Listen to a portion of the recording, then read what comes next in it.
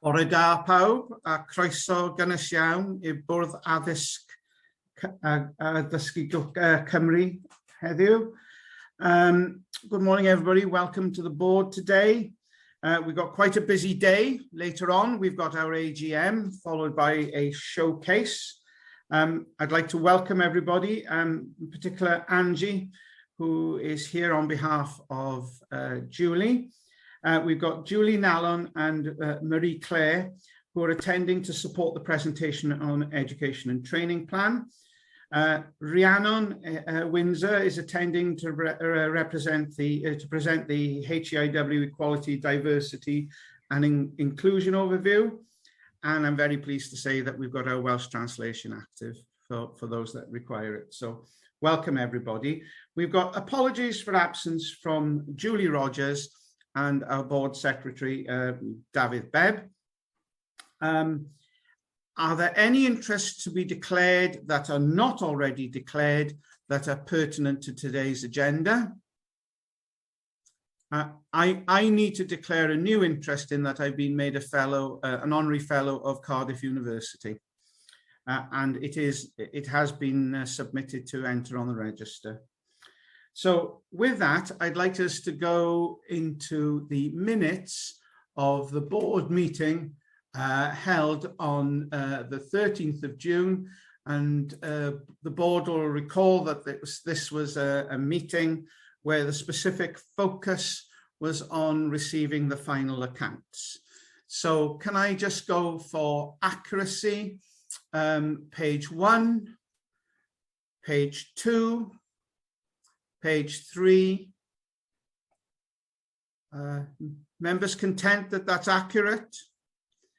If you now go to 1.5, that is our action log. And there are 3 actions there, and we can see that they have been completed. So I'll now return to the minutes. And can I ask, please, for if there are any matters arising that are not already covered in the action log or are pertinent to, or not by today's agenda. So that's page 1, page 2, and page 3. You're happy for me to sign those minutes off? Yes, Chair. Thank you very much, everybody. So now I'm going to go to agenda item 2.1, which is the chair's report. And I know you all wait for bated breath for this epistle. I've tried to summarize, without grinding us into dust, the milieu at this moment in time across the health and social care services and our communities. And clearly the economy, with interest rate rises and the cost of living impacts and the threat of recession, is having a huge effect on us all. And I would signal to you that the BBC Wales News this week demonstrated that there was messaging to staff about accessing help. And in particular food banks. And I think these are very challenging times for lots of people, and we should be mindful of that. In particular, our students and our trainees. It's been a really, really busy period for the organisation over the last 2 to 3 months. It's always busy, but coming to fruition, and today sees the education plan on the agenda. And I'm very pleased to say that our IMTP has now been, which we sent into Welsh Government, has now been accepted by the Welsh Government, which is a major step forward. Lots of the issues that the NHS and care services are facing are around the workforce. And clearly this organisation has a major role to play in not just responding to the present, but actually dealing with, in a strategic way, the future. And I think that the IMTP as our delivery plan on our really excellent health and social care workforce strategy, I think it's really great to see this being signed off. I'd like to point out the work done by the External Stakeholder Reference Group, in particular in support, not just of our wider agenda, but in particular today in the work done to build up our education and training plan. The All Wales chairs have met together with the Chief Exec, with the Minister, and there's an account there of the subject matter that was discussed. Alex and I continue to meet with higher education, our round of meeting with higher education, and it was a real joy to hear the enthusiasm and the anticipation of the degree course in nursing being established in Aberystwyth. And I very much hope that we will be visiting Aberystwyth as that is established.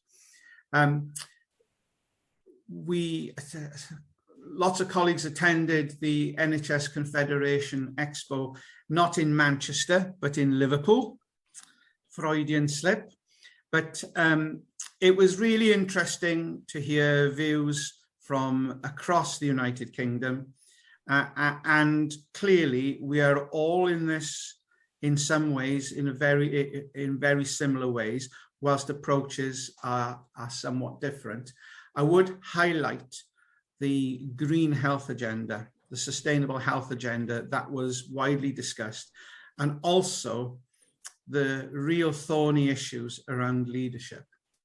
I very much welcome the Welsh Government's review of bodies under the Future Generations Act. And whilst we have always acted within the spirit of that act, I look forward to taking part in the consultation where we can see this organisation as coming formally under that act. Finally, I want to thank the staff across HEIW. I said this is busy. If the board is busy, the organisation is really busy. And all of them, we all live our lives as well as our work. And I would just like to recognise the dedication and the enthusiasm for the HEIW agenda. I've included in this report the views from Ruth, our Vice Chair, who's been equally busy. And I think you will see that the work done in particular around primary care and mental health. We're awaiting a response from Welsh Government around our mental health workforce plan, which is really exciting and I think really important. So with that, I'll leave it for you to read. I'm happy to answer any questions, but it is what it is. The next item on the agenda is the affixing of the Common Seal, and that was in relation to a contract from phase 1 of the of our commissioning, and it's there for your information. Okay, can I move on now, please, to agenda item 2.2, the Chief Exec's report. Alex. Thanks, Chair. Bore pawb. Nothing really much to add to what's already in the report for your information today, other than to comment on the joint executive team meeting, the JET meeting that we had with Welsh Government colleagues in early July, which was a really, really positive meeting. I think we were able to demonstrate the breadth of the work that's going on in HEIW, and it was nice to hear them reflect back how they can see we're making a real effort to add value to the system and to support with some of those critical service and workforce challenges. So a positive meeting, and we'll be sharing the letter from that with board members when that comes through. But other than that, I think you've covered the other bits of new news that I had, Chair, so I won't repeat those this morning, but happy to take any questions. Any questions for Alex? No. Okay, thank you very much. We'll now move. Sorry. Oh, sorry, Ruth. It's just a quick one. Alex, you refer to these setting up of follow-up meetings to the stakeholder engagement implementation events in September, and I'm just wondering whether independent members could be notified of those. It will be really helpful. I went to the sessions in Llandudno, and it was just useful to be there when we were getting external stakeholder feedback, and IMs might be interested to be part of that if it were possible. Absolutely, no, and I think Jill attended the Cardiff session, so yeah, absolutely. Angie's on the call, and we'll make sure that that's included if it isn't already. Ruth, yeah, thank you, and thanks for the input as well.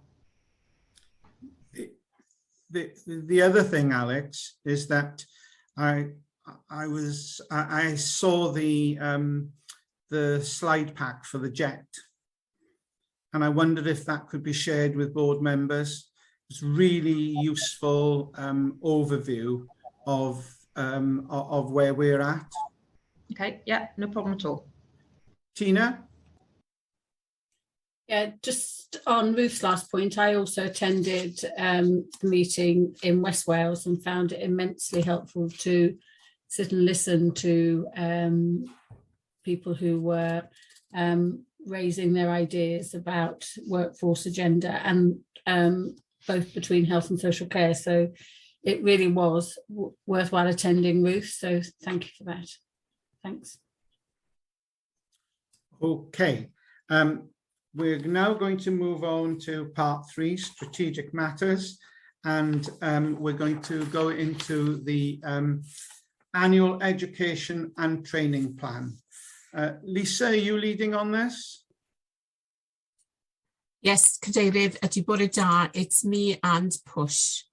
So I'd like to introduce bore da pawb, ydy fi moyn cyflwyno cynllun addysg a hyfforddiant am y blwyddyn 2023-2024.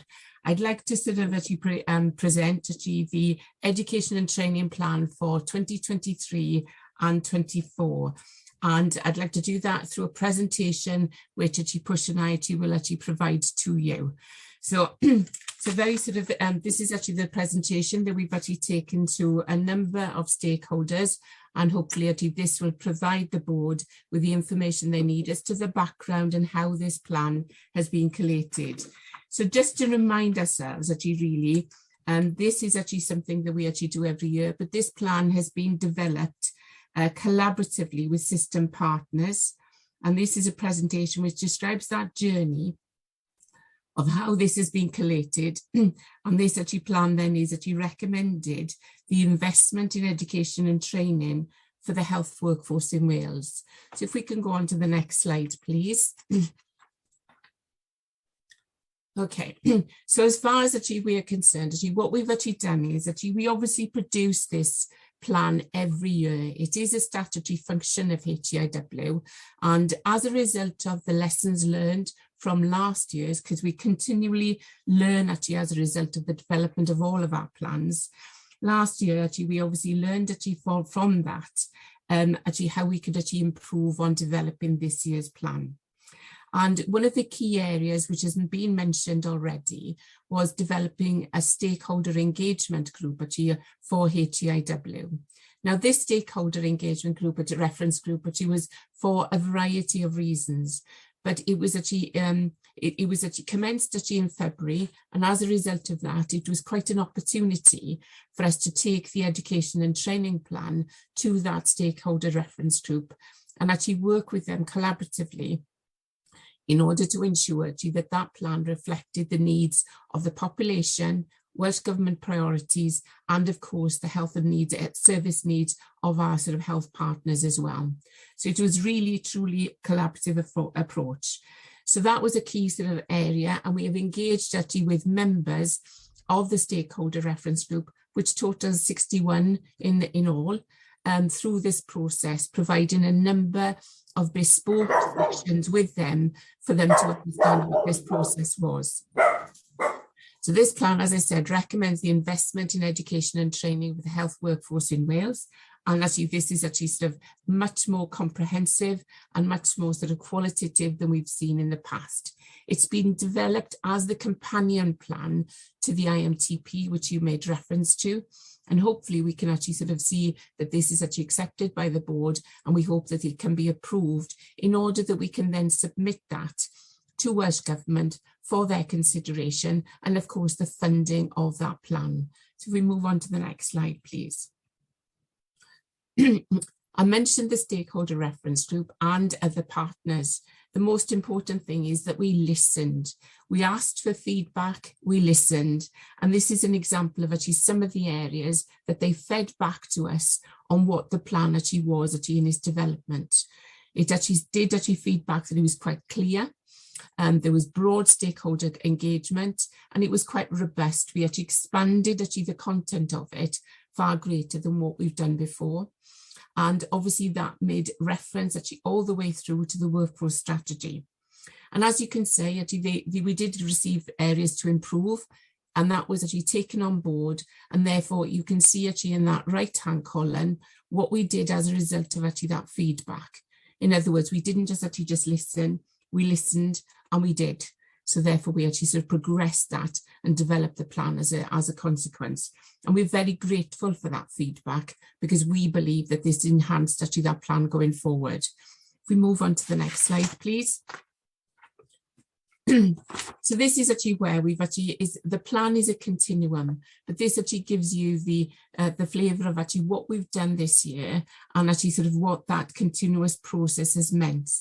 As you can see, the drivers for change are quite clearly described in that top box. And what we actually had to consider was the impact of COVID-19 on education and training has been quite significant.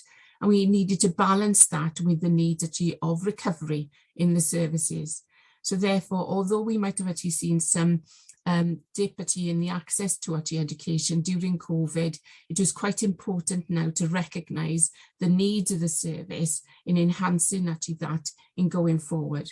That didn't actually come without any challenges, because as we know, the service demands are quite considerable at the moment in terms of delivery, but also we need to balance that with the opportunities and the availability of being able to provide good quality education.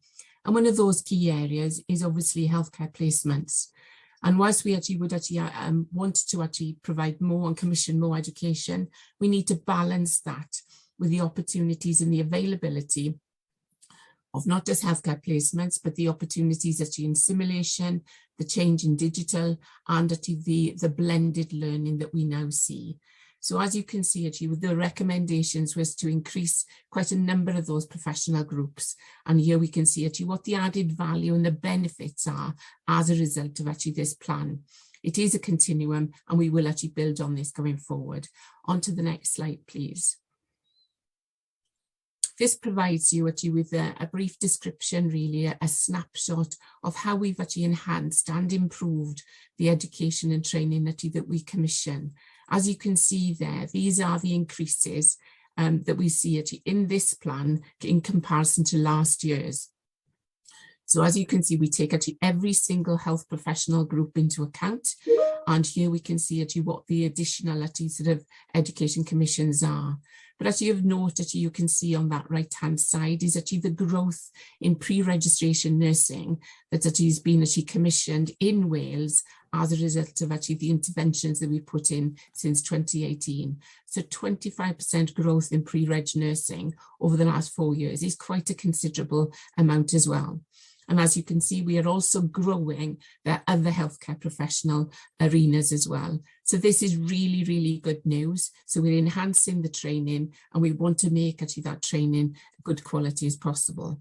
I'll hand over to Push for the next slide, please. Thank you, Lisa. So the next 6 slides are going to be all delivered in the same format. And if you look at the top of each of the slides, you look at the fact we're looking at the drivers for change, the new roles, ways of working, enhanced and extended skills, career pathways, CPD and benefits. And we're applying that to different areas of NHS practice. So we're trying to make our education training plan be relevant to the services. So I'm not going to go through all of this, but we all know that the drivers for change in primary care. But we are looking at new ways of how we can influence that workforce, developing the healthcare support worker role, and you'll see that throughout the next few slides. Internship programs for physician associates in primary care, nurse and practice manager and admin support. So a whole load of new ways of working that we're proposing in primary care. From point of view of enhanced skills, the advanced care program is really important part of what we're going to look at for primary care. We've already heard about placements, and you'll hear that as a theme as well. Making sure you've got educator training as well as placement capacities is really important when you're looking at any of these areas. And of course, the higher commissioning, higher qualifications for optometrists who also work in primary care with Eyecare is something that we really want to develop. The career pathways, we've got a West program to support new GPs, particularly those who have come from overseas. We've got extended placement capacity, as I just said. And also, once we've got skills like independent prescribing, we've got to make sure they're being utilised. We do need to expand GWECLA to improve primary care reach as well. And the benefits are there in the last part of that slide. Can we go to the next slide, please? So mental health is another really important area for HIW to be looking at, because the demand is going up massively over the next 5 years, we expect. And don't forget, this also encroaches into primary care as well, as 1 in 5 GP appointments now involves a mental health issue. And life expectancy for people with mental health illness, severe mental health illness, is significantly shorter than average. So again, we're looking at physician associates who can help in this area, a new associate role in psychology. We're looking to enhance access to interprofessional education training opportunities across the whole of that professional group, and focus some of the development on the leadership skills within mental health, which we think is something that needs to be developed. The career pathways need to be looked at too. The mental health nursing roles need to be increased, and we will do over the next 3 years. And of course, there needs to be more capacity in the primary and community services to deal with some of this extra work. Careersville will be an important part of how we promote mental health careers. And we need to have, again, a healthcare support worker education framework for mental health. The CPD, there's national CPD programs in priority areas already, and we need to increase the core resources in some of the hard-to-fill areas like CAMS, perinatal and parent and infant health. And the last part of this slide speaks for itself. We need a sustainable mental health workforce because we're going to need it, particularly following COVID. Next slide, please. Again, urgent and emergency care. No one needs to be told how important this is and how difficult it is with the challenges that they have. A key issue here for us is how do we manage demand? And this overlaps obviously with primary care and with mental health that we've already spoken about. So I think it's quite important to recognise that this is the interface between those areas and our hospital services. So you'll see throughout this is how do we develop the paramedic practitioner model. It's a really important model where they get enhanced training so that they can work Their ideal plan is to work 4 months in each of the areas of primary care, emergency departments and the ambulance service in a year. So they are getting experience in all those areas. And we think that the roles they might have to play in primary care are really quite significant. So managing demand is very much part and parcel of that. Of course, we've got to look at remote clinical decision making, which has been implemented during COVID, same-day emergency care, the teams who can help with that, and again, developing the healthcare support worker role here. So yeah, that's the right way to go, we think. Modern, multi-professional, urgent emergency care workforce is what we need to aim for. So next slide, please. And this, of course, is the other emergency that's hit us, which was bad before COVID, but has got worse still. And I think there's some really important things we can do to try and help with this. Helping with the pathways, helping with how to release some of the blocks in pathways, like in theatres, in ophthalmology, developing the anaesthesia associate role across NHS Wales are all important areas. Increasing skills for some of our other healthcare professionals so that they can assist in this, like ultrasound. And science training. Many scientists have a lot to offer in some of the diagnostics that we do. And also Eyecare in itself really needs to be sorted out, and that's a theme throughout the whole of this. So we need to develop the workforce to support the planned care recovery program the best we can. Next slide. And of course, cancer is very much part and parcel of planned care. So everything that I've just talked about for planned care also applies to cancer, except that a delay in diagnosis in cancer can lead to really poor outcomes and disastrous outcomes for families and patients. And we're now looking at patients who now need more complex treatments because their cancer diagnosis was delayed for the last 2 years. So we're trying to address workforce barriers to get the right optimal pathways. It is important that we get an understanding of all the new knowledge that's coming through about cancer diagnosis, particularly genomics, and how this can lead to improved diagnosis and appropriate pathways of care. We have increased medical training within many of the cancer areas and in the science training program, as I've said in the previous slide. But we are going to need to continue to grow our radiotherapy and oncology workforce as time goes on. Endoscopy is mentioned there in the CPD section. It is a really important part of the diagnostic side of things, and we'll be coming on to that in the next slide with Lisa. But of course, our aim is to improve cancer survival. So that's the key areas that we're involved with. I'll pass on to Lisa to do the next slides. Thank you, Port Diolch. So in terms of the next slide, we hear about all the education and training that we deliver, and therefore we see the professionals coming out. But underpinning all that service improvement that we need to undertake. Obviously, diagnostics is a key component, and our diagnostic capacity in Wales doesn't currently meet the demands of the service. And this is recognised, and work is currently underway in order to enhance that. But what we've got to do is as HEIW is to support that development.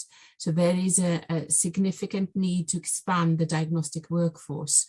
Portia gave you an example of clinical endoscopy. Obviously, as part of that recovery programme, diagnostics and identifying and undertaking those diagnoses is so important in order to provide that patient with that recovery and the treatment appropriate to what their needs are.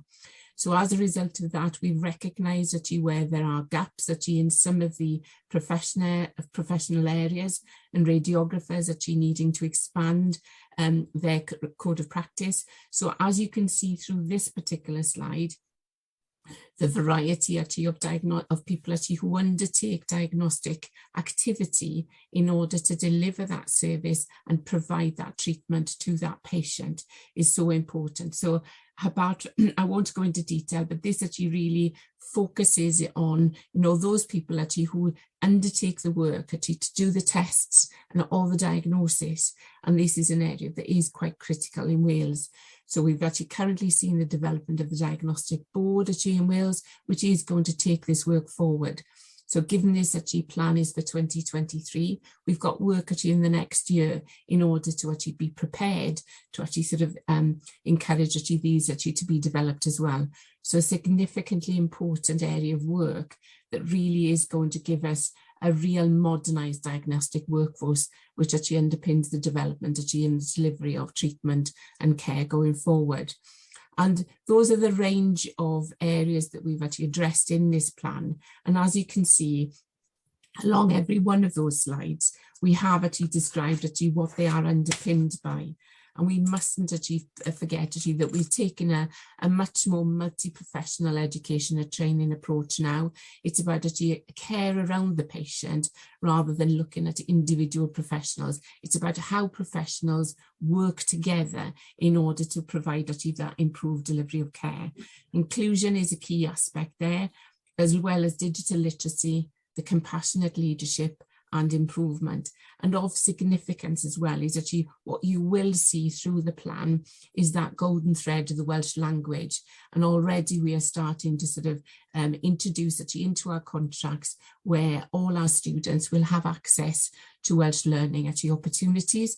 But as well as that, actually learning is one aspect, but how do they impart that when they're back in our care treatment? So therefore, what we then do is actually encourage our current workforce and our new workforce to actually be confident in actually having that conversation with that patient in Welsh, which is actually their probably mother tongue, in order that they feel comfortable and actually sort of, take that treatment going forward. And obviously the last but not least actually is the health and well-being of the workforce. A vast amount is being undertaken across the whole of Wales now to improve their health and well-being. It is a significant area and one that we will continue to need to learn and actually improve on. So what you'll actually see there is this is actually the plan for 2023-24, but during the next year, in other words, during this year, the importance of our IMTP in preparing and planning so we can actually deliver even more into next year is so important. So if we go on to the next slide. It's important actually underneath this actually that everything is underpinned by funding. In other words, we have costed this plan in terms of what it is going to cost. And as you can see, it is a considerable amount of funding that we're investing in the education and training of our workforce in the NHS in Wales. We've seen that significant increase actually for mental health, and that request is going in as well as primary care. So that gives you a breakdown of actually the investment that we are proposing to Welsh Government that be invested in the workforce in the NHS in Wales. So on to the last slide, please. So that says diolch yn fawr, unrhyw gwestiynau, croeso. So I hope that actually provides you actually with an overview of actually what this plan is. And we're actually obviously submitting this plan to the board, hoping that they will approve it for all onwards the submission to Welsh Government. Thank you, Cadeirydd. Diolch yn fawr, Lisa. Well, thank you, Lisa and Push. That's a considerable breadth, I think, is an understatement of effort, and clearly a very comprehensive plan. I'll open it up now for any questions or comments from board members. Got my hand up, Chris. Oh, right. Thanks, Jill. Thanks very much, both Lisa and Push. I mean, that's a tremendous piece of work. I mean, it's absolutely stunning the amount of effort that's gone into that, and so exciting, really, in terms of all the new developments. So thanks very much to the teams for everything that's gone into that. I'm obviously pleased to see it costed, as you might expect. I've got 3 questions. If I just run through them, and then you can either pick them up as part of others or answer them. The first is very welcome of the multi-professional. As you know, it's been a passion of mine in terms of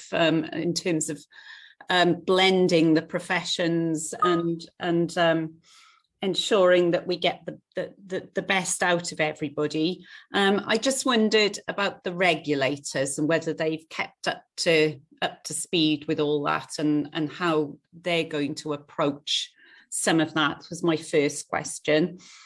The second question was, is it all new, I guess, and are we adding? And I think I've asked this question before, Chair, you'll recall, are we subtracting anything? So is this just simply adding on top, which is fine if it is, but as we bring in new types of professional, what are we doing with the old types of professional? Are we retraining them, or do we no longer need them, as it were? So we're just looking at natural progression on that. And the third one really is this funding for placements, which I know you referred to, Lisa, and it's a critical part for me, which is you could almost end up perversely with more trainees than people able to train them, and the placements. So have we got adequate funding for all the placements that we do need, and how will that flow and be looked at in a sort of equitable way? So sorry, those are my questions, Chair. Okay, Lisa. I'm sure that Push will come in on this as well. So taking your first point, Jill, on the multi-professional approach that we're taking, and actually I'm really pleased that you welcome that, and that is actually something that the service actually is trying to do as well, because it is recognising actually some of the skills of the individual professionals, but also how they can work actually better together. Your question really was about the regulator. I think we have a number of regulators that we work with actually very often, and obviously much of our curricula, sort of standard curricula, is actually having to be authorised by them. So we do actually work with the regulators actually very often. They welcome multi-professional approaches as well, and they are keen to see actually how dedicated individual professionals do actually work more cohesively together, because obviously one of the things that this actually provides is the opportunities for those individual professional groups to work to the top of their licence. Sometimes what we do see is actually within professions is that actually they take on responsibilities which may not be needed for them to take on. So therefore actually it is really actually pushing those professionals to work at the top of their licence, and then bring others in actually who could take on some of the roles that really could be done better by other people. So the regulators, in answer to your questions, we are in constant conversation actually with the regulators in order to make sure that all these curricula comply with what those regulators require. But actually constantly we are working with them to say, asking them to actually work together. So we are trying to develop, and it comes on to one of your other questions really in terms of placements. We are, as part of our contract, actually, we've actually put in there that we've required actually the new pre-reg contracts to have an integrated professionalship approach to placements. That has challenged them, but nevertheless, actually what they are doing is actually trying to work together. And what we are doing then is actually trying to get the regulators in order for them to start working in a multi-professional way as well. Because in terms of the placements, the key thing is actually that the placement is of good quality and actually maintain standards. And what we believe in is actually that the quality and the standard of that placement should be fit for purpose for any individual professional. So we're doing more and more work of actually exploring opportunities, how we can have multi-professional placements where they work together, but still meets the needs of each individual regulator. And we've got examples in Wales now where we have got multi-professional practice education facilitators. And the placement is actually a key arena that we are really working on at the current time. And I mentioned about actually the work that we're doing now, which will actually obviously help this actually plan going forward. Already we've explored what placement opportunities we've currently got. Are they being used effectively? Are they being used efficiently? And therefore, what are the needs going forward? And already we've recognised pharmacy actually placements, actually we've developed a new pharmacy programme, and therefore how can we actually enhance that placement? And we're pleased to say we've just received the funding approved actually for that. Nevertheless, it's actually also exploring other placement opportunities as well, where it is actually that they're not traditional. So we're now actually starting to work with local authorities, because some of our occupational therapists will actually eventually work in a local authority arena. So therefore, how can we work with them to give that experience to that student about the variety of placements as well? As well as that, there's challenges to placements. We've got placements, I mentioned about effectiveness and efficiency. We have got placements which are underutilised. They tend to be in rural areas. So that's where we're looking at those areas to see how we can enhance that, working with the actual universities to say, how can we actually sort of encourage those students to take up those placements in those arenas as well. So there's a vast amount of work to be undertaken in that way. You mentioned as well as, are we actually adding or subtracting? You will see actually that we're enhancing all our professional groups, but we're actually sort of really actually exploring how we are transforming their roles as well, because sometimes we need them to enhance as well. So we will see advanced practice coming into this as well. We will see actually the development of consultant professionals in a variety of arenas. This is really good, because this is part of actually our sort of retention. In other words, this actually will retain our current sort of professionals to stay in the service rather than go elsewhere. So there's a number of arenas actually that we're doing there as well.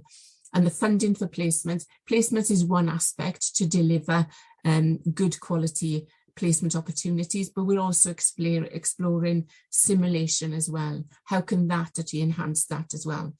Push, I'm going to stop there. Do you want to come in?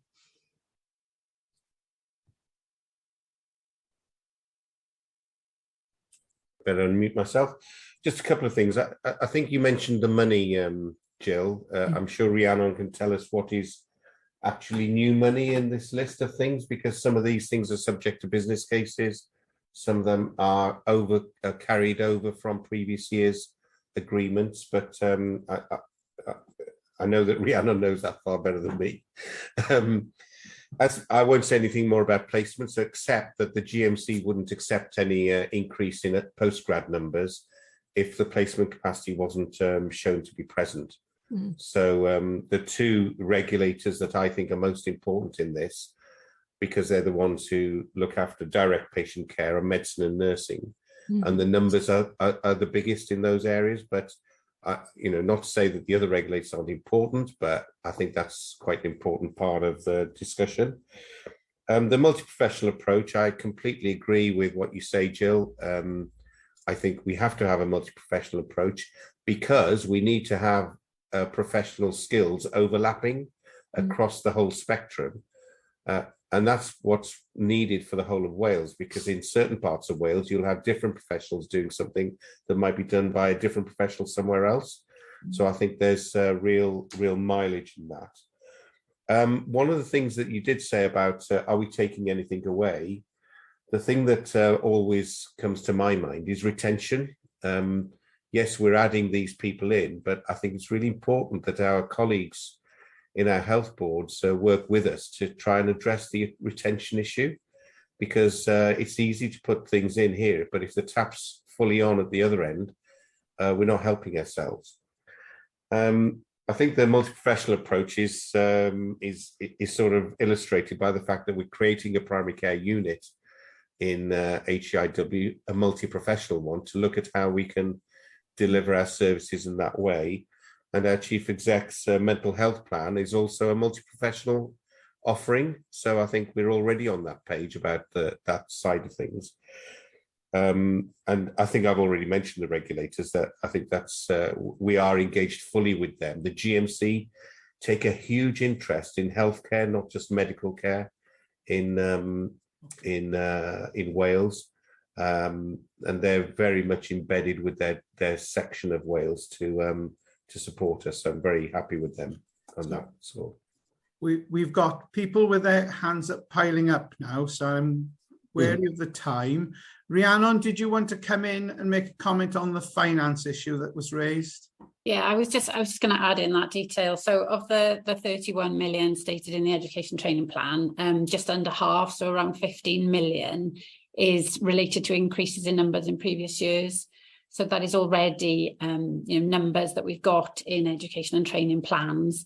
Also in that total is the mental health workforce plan. So there's circa 7 million within that total for the mental health workforce plan. So it was just the detail around, what is actually new. So the remainder of that is obviously new commissions that we'd like to put into year one for 23-24. Thank you. Thanks, Rhiannon. Jonathan, then Ruth, then Tina. Jonathan? Thank you, Chair. Firstly, can I, as you expect me to do, congratulate the team on what has been a Herculean effort. Push Lisa and the entire team. This is incredible to see this level of detail and thought in an education and training plan. And again, the skill set of maybe one or several people in the organisation who have managed to pull this into a one-page summary. I mean, how anybody can pull something of this nature into one-page summary is clearly a genius, and could be earning a fortune working somewhere else, no doubt. I just want to touch on two things that are linked very, very quickly. It picks up on Jill's point on the multi-professional workforce, because we do know that we need to be better at supporting people's healthcare and healthcare needs outside of the hospital environment. We have too many people who end up in hospital because they are not able to access a range of services that they could otherwise have to keep them well for longer outside of that hospital environment. We have obviously people at the end of the acute sector who don't leave hospital quick enough, and that's a whole set of other challenges for the sector to respond to. But we will do better by ensuring that people have that access to care closer to home. And I'm really pleased to see that as a benefit. And as my question is, in terms of that integrated agenda, how much of that was being raised in those stakeholder engagement sessions that you were having? Because I think that it's a really key area, and looking at the national policy framework, looking at where Welsh Government is heading, clearly integrated services, people working far more closely together to deliver services, is something that's going to feature and continue to feature very heavily. I'm just keen to know what the sort of feedback was on the opportunities for that. Okay. Lisa, do you want to come in? Okay, I'm just actually sort of thinking this, and actually could be the Marie Clarity as sort of Julie comes in on this as well. In terms of the integrated agenda, probably what I would say, Jonathan, is that nobody disagreed with it. In other words, that was actually something that was embraced actually by the majority of our professions. Obviously, as you can imagine, in the stakeholders that we did discuss things with, there were some of them, actually the Royal Colleges were obviously very, they were looking at those particular professional groups as well. But nevertheless, I think the key theme that we actually drove through this was care around the patient. In other words, this is actually about, not actually arguing as to who should do what or whatever. It's about how to actually integrate together. I think you're absolutely right, care in the community, and that is where that integration needs to work even more, because actually, as I'm sure you agree, integration is actually not just actually in our healthcare services, but how it integrates actually with social care as well. And it's that working arrangement. And there are a number of streams of work currently across Wales where we are enhancing that and exploring how that could be done better. But in the main, from my perspective, I don't think anybody disagreed with that integrated approach. I think everybody recognises that is the direction of travel that we need to take. I can see Marie-Claire and Julie there nodding. Yeah. Okay. We'll take two more questions, Ruth and then Tina. Thank you, Chair. And so much has already been said, so I can be brief, and it's a comment rather than a question. This is an outstanding piece of work. We've had opportunity to see its development phases, and I'm more than happy to support it. I think one of the particular features that's new for us is the huge effort for co-production, to move towards co-production with our stakeholders and with those who are actually in the receiving end. And it does feel that we've made quite a lot of tracks in that direction. Just stepping back from the plan a bit and reflecting, the need for additional workforce, both additional numbers and quality and appropriateness. I mean, it's huge, and it's becoming ever more stark. The fact that we are short, and there's a shortfall that's very considerable. So we have got identified drivers, and we've got identified benefits. So just wonder if it's time to think about what the constraints are that we face, and how these may be limiting what we can do and how we might address that moving forward.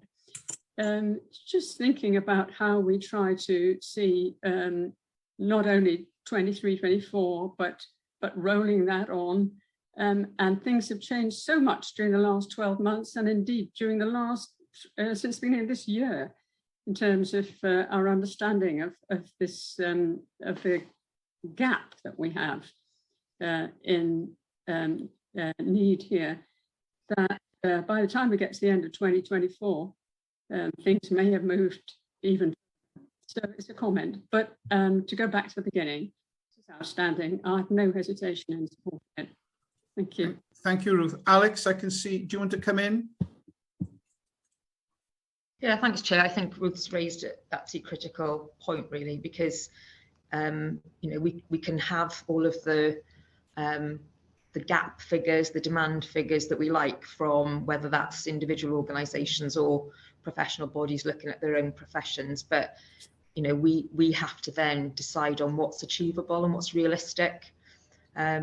And everybody knows that there is a limit to that. It's not a sort of a limitless bucket that we can just, you know, push students and trainees through if we want to make sure they get the best quality of experience. So I think in our IMTP, and we'll touch on some of these things a bit later today as well, is, you know, actually the plan largely reflects what we spend in commissioning terms, but obviously an area that we're also supporting health boards on is work-based learning. And those more flexible pathways into education and training, and not all of that is as visible in the education and training plan. And increasingly, we know that our health boards with more rural areas are finding that that's a much better way of developing staff for the future. So, you know, we need to bear in mind that we've got that sort of work-based learning apprenticeship pipeline alongside this. But I think also, you know, what we're increasingly focusing on in HIW is the education infrastructure that supports all of this. So, you know, we've touched on the importance of simulation in actually supplementing and complementing perhaps clinical placement experience. We've talked about, Lisa's mentioned all the work that's going on around clinical placements, and that's in our showcase later on. We've mentioned the primary care framework, which again is for the first time trying to set up a sustainable framework to underpin the ability to train in primary care settings. And we've also got some plans to develop in Lisa's area what we're starting to call the sort of National Clinical Academies Directorate, which will look at things like our clinical skills. Clinical endoscopy is a good example, where at the moment we know that we're not investing enough in our education time and the quality of education at local level, and lo and behold, we have a problem in that profession. So there are lots of other clinical skills areas that we can develop in terms of that national suite of training programs to target those clinical skills across professions. Again, these aren't necessarily professionally based, they're more skills based, and we're learning a lot from our colleagues in NHS Scotland who have got the NHS Scotland Academy there as well. And the final point to make is there's also a can of worms being opened by us around you know, some of the funding mechanisms to support training capacity. So we know that in primary care, to train, for example, undergraduate nursing students, we haven't cracked that at an All Wales level yet. What is that sort of funding formula to enable that to happen? And ditto for many other opportunities to train people, whether that be in primary care, in other independent contracted professions, in care homes, etc. So we are increasingly understanding that environment and coming up with solutions for that as well. So it's a long answer to what was on your comment from Ruth, but I think it is a really, really important point and increasingly embedded in our work programme. Thanks, Alex. Finally, Tina. Thanks, Chair. quite a lot of what I was going to say has been said, but there are 3 or 4 points I just want to make. One is the immense work that has gone on, and also to have witnessed the response of HEAW, the team, to the stakeholder reference group, because the challenges that have been raised there, in my view, have been addressed. And I think from that perspective, to have that positive endorsement going forward is important. The other issue from my perspective is the Education Commissioning and Quality Committee has had the opportunity to review this and is recommending approval to the board, but recognising that we're on a journey, and the demographics of the Welsh population, and also the way in which we're encouraging people to come into a healthcare, health and social care career framework, is something that has to be done on an all Wales agenda. We're not unique in terms of the UK, because all of the 4 countries in the UK are experiencing education, recruitment and retention problems. One of the key business areas, I think, from the Education Committee's perspective, is to look at the first destination of the commissions that we have and mapping that out as we go forward to make sure that the investment that we're having are retained in Wales. And Alex has already mentioned on one of the stakeholder groups that I listened to, they're absolutely delighted that we're now moving education nearer to their communities, because they feel that will have a benefit to the retention factor. So to be able to monitor that going forward over the next 2 to 3 years and see whether that reaps true, it is absolutely vital. So it is work in progress, but we're on a journey. And what we really need from our perspective now is to recognise that there's some new data areas that we need: first destination, ongoing process and retention. But actually to have the support of the team recognised by the stakeholder reference group, which are at the front line giving feedback on this agenda, I think is a first for us to have such a positive outcome. So thank you from the Education Committee, and I do endorse the fact that we've discussed this and would like to recommend to the board that it's approved. Thanks. Thank you, Tina. Alex, you've got your hand up. Is that an old hand? Okay, well, I'm going to move us now into the asking the board to note the plan that was recommended to the board for approval by the Education Commissioning Quality Committee on the 15th of July. And I'm asking you to approve the Education and Training Plan 2023-24, including the appendices, for submission to Welsh Government. Can I have your approvals, please? Yes. Yes. Yes. Right. Now, listen, I just want to say, not only was this a magnum opus, the fact you can read it and still feel you're alive at the end of it is a real achievement, right? This is a significant step up, right, from a long history of this being a complex. We are beginning to understand the dynamics, and whilst I understand the world is changing, this, together with our IMTP, is a real underlies the reason why you need to have an organization like HEIW. So, Alex, I think there are a lot of challenges, but actually I think we should recognize that this is a significant investment, and I would say it's our role to get this money spent and deliver well for Wales in terms of the pipeline. So well done, everybody. And can Lisa and Push, Julie and Marie-Claire, can you take back the thanks of the board to the teams that have been involved in this? Thank you very much. I'm going to move on now, please, to agenda item 3.2, which is an overview of equality, diversity and inclusion. And Rhiannon, where are you, Bach? Are you leading on this for us today? Yes, good morning, Chair. I'm here. Good morning. Welcome to the board, Rhiannon. Thank you very much. Thank you All very right. much. Over to you. Thank you. Can I just check? Can you see the correct slide deck, or can you see my presentation? We can see your presentation. Can you see the full slide? Is that Yes. all working lovely? Great, thank Yeah. you very much, Chair. Thank you. So good morning, Board Pawb, and thank you for giving me the opportunity to provide you with an overview today of what we're doing in equality, diversity and inclusion within HEIW. For those I've not yet been fortunate enough to meet, my name's Rhiannon Windsor and I'm the Head of Organisational Development and Inclusion at HEIW. And a key element of my role is to work with colleagues within HEIW to support the delivery of our SEP objectives and embed EDI into all of our functions. So in October 2020, we published our first SEP, Strategic Equality Plan, which sets out our direction of travel for the next 4 years, explain how we'll work to promote equality, eliminate discrimination and foster good relations between those who share protected characteristics and those who do not. Our objectives set on the screen here were developed collaboratively in partnership with other public sector organisations. And this year, in line with our IMTB Objective 5.2, the Directorate Strategic Equality Plan reporting has been slightly reviewed with the aim to align our annual equality report for 2023 with our SEP objectives.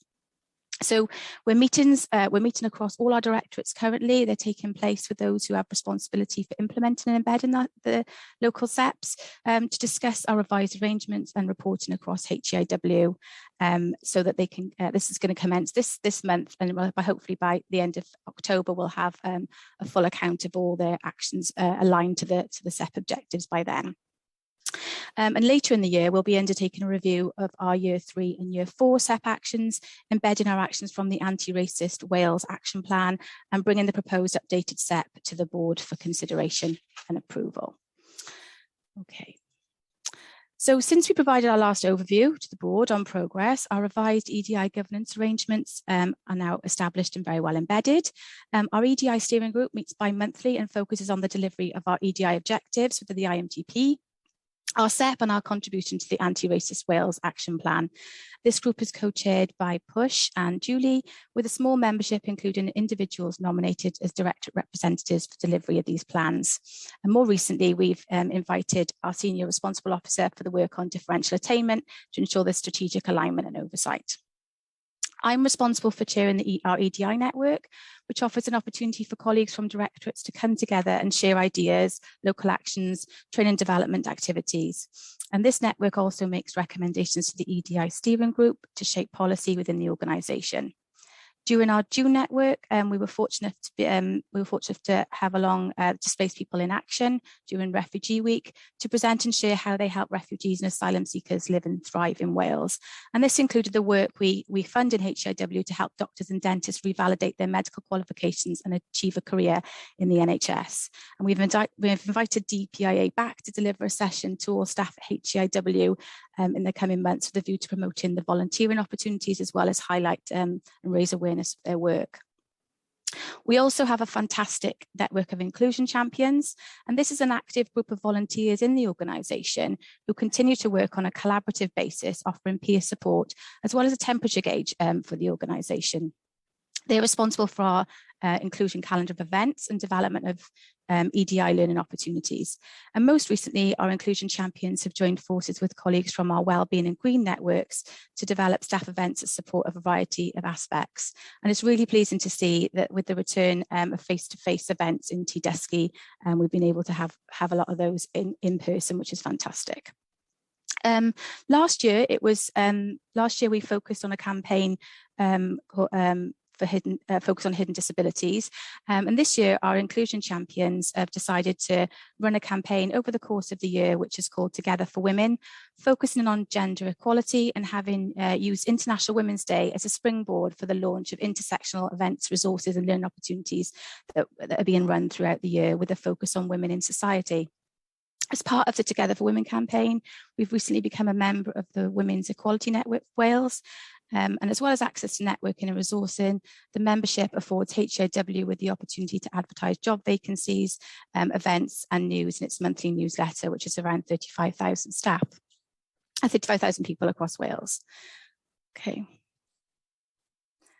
In March this year, we published our second annual equality report, which you have seen at board, highlighting our achievements within HAW during the year 2020 to 2021. And also with our commitment to better understand our pay gaps, we undertook further analysis of our gender pay as at March 2021, having made a commitment to take action to address these gaps, the gaps identified where we can. We've established meetings with shared services recruitment in order to secure diversity data, including a breakdown of male and female applicants, so that we can analyse this data at every part of the recruitment pathway and share our findings and help identify if there are gaps there. So in June, following consultation, we launched our integrated equality impact assessment hub. Through our staff forum and networks, we've actively encouraged colleagues to access the hub and specifically our enhanced EIA framework to support the successful completion of EIAs across HEIW.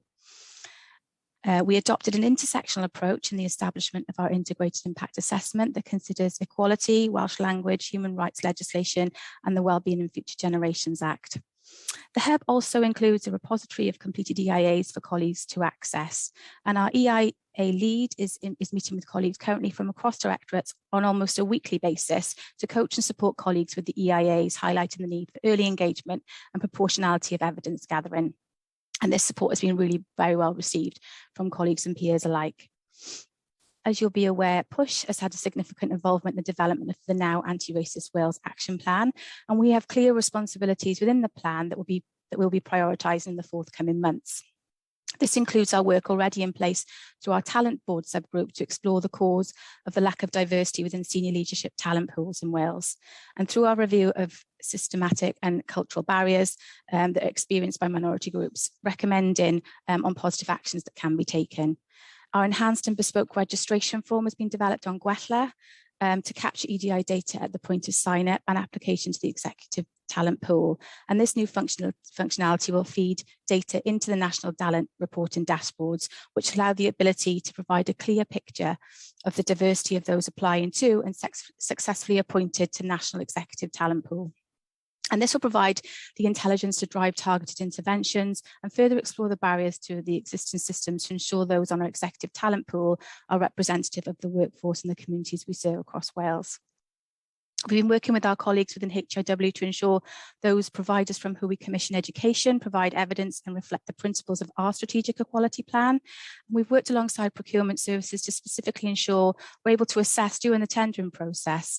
And this has included educational providers evidencing potential variations in experience, perceptions or attainment for different student groups with protected characteristics, including those from different socioeconomic backgrounds.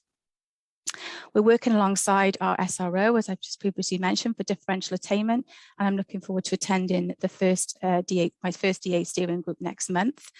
Our professional support unit actively supports the work of differential attainment steering group to implement a fair training culture for all, but designing and delivering workshops under the umbrella heading developing a diverse workforce for diverse patient groups. They're also currently working on delivering a Welcome Wales guide for international medical students, including members of the Wales Asylum Seekers Refugee Doctors Group, the ward group, which I referred to earlier on, Displaced People in Action. So we've been really fortunate in HIW to offer a number of EDI learning events over the last few months. During May, you may have seen that we celebrated both NHS Employers Equality, Diversity and Human Rights Week and also NHS Wales Equality Week. And both of these weeks provided a platform for organisations to highlight our work, creating a fairer and more inclusive NHS. Each day covered different themes, including staff networks, inclusive recruitment, identity, othering and belonging, intersectionality, and a menopause cafe. And Pride Month also provides HIW colleagues with an opportunity to attend a virtual Q&A with Nigel Owens, MBE, one of Wales's leading lights in LGBTQ+. Gareth Lloyd-Richards, our EDI lead, has been working across directorates on positive actions to address diversity in recruitment, including recruitment panels and lay representative pools. And finally, our compassionate leadership strategy for health and care in Wales promotes a model of inclusive leadership. And this is further strengthened and reflected with the compassionate leadership principle, improving equality, inclusion and diversity, consciously removing barriers and boundaries.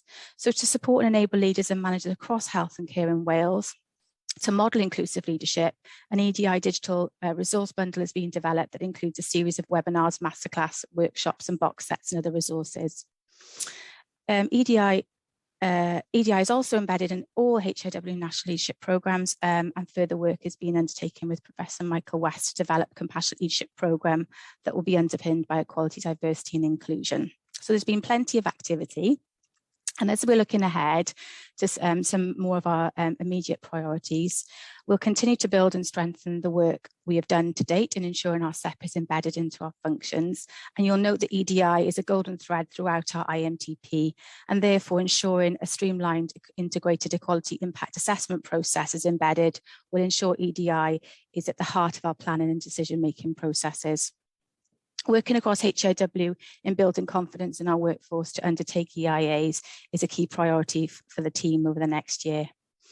Our next annual equality report will demonstrate and measure our progress against our SEP as we continue to engage with directorates on their progress.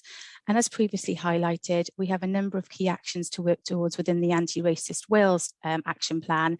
And my role includes the revision of the NHS Wales Staff Survey, which will form part of the data going into the Wales Race Equality Standards, or the RES, that's been introduced next September 2023. The leadership and succession team will be running our first senior leadership experience next month. This experience combines 360-degree diagnostics with personal development feedback and coaching sessions. And this development offering allows senior leaders to explore personal behaviours, leadership styles, team climate, relationships and emotional intelligence. And we're specifically using the diagnostics to assess and coach against the success profile of an inclusive leader.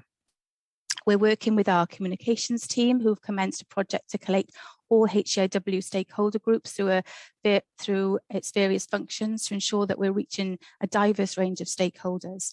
And this also involves identifying opportunities to reach seldom heard from or underrepresented groups. A specific action embedded through all 5 SEP objectives is the development and delivery of learning opportunities across the workforce. And the aim is to raise awareness of EDI and to take an intersectional approach and understand the barriers faced by those with protected characteristics seldom heard from an underrepresented groups. So as part of this commitment, I'm really pleased that we have asked our intern, Ivy Osman, to scope and map a learning and development offering on cultural competency, which will be hosted on ET Dusky.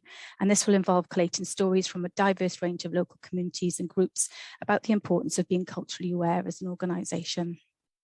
We're working with strategic equality leads in Wales to hold a senior stakeholder event later in the year so that we can work across the system to identify priorities and benefits from co-producing interventions. And also as part of our commitment within the Anti-Racist Wales Action Plan, we'll be working with partners to co-redesign the Treat Me Fairly statutory and mandatory training for all staff, volunteers and students in Wales. And our people team are currently undertaking a whole-scale review of its values-based recruitment and selection policy and processes, which is a positive step to improve our in-house recruitment practices. And the results of this review will take the form of launching its new values-based recruitment and selection policy and procedure toolkits later into the summer. So as you can see, we've undertaken a lot of activity. There's plenty of work ahead. Diolch yn fawr. Thank you for your time today and for allowing me to share the activity so far to date. Thank you, Chair.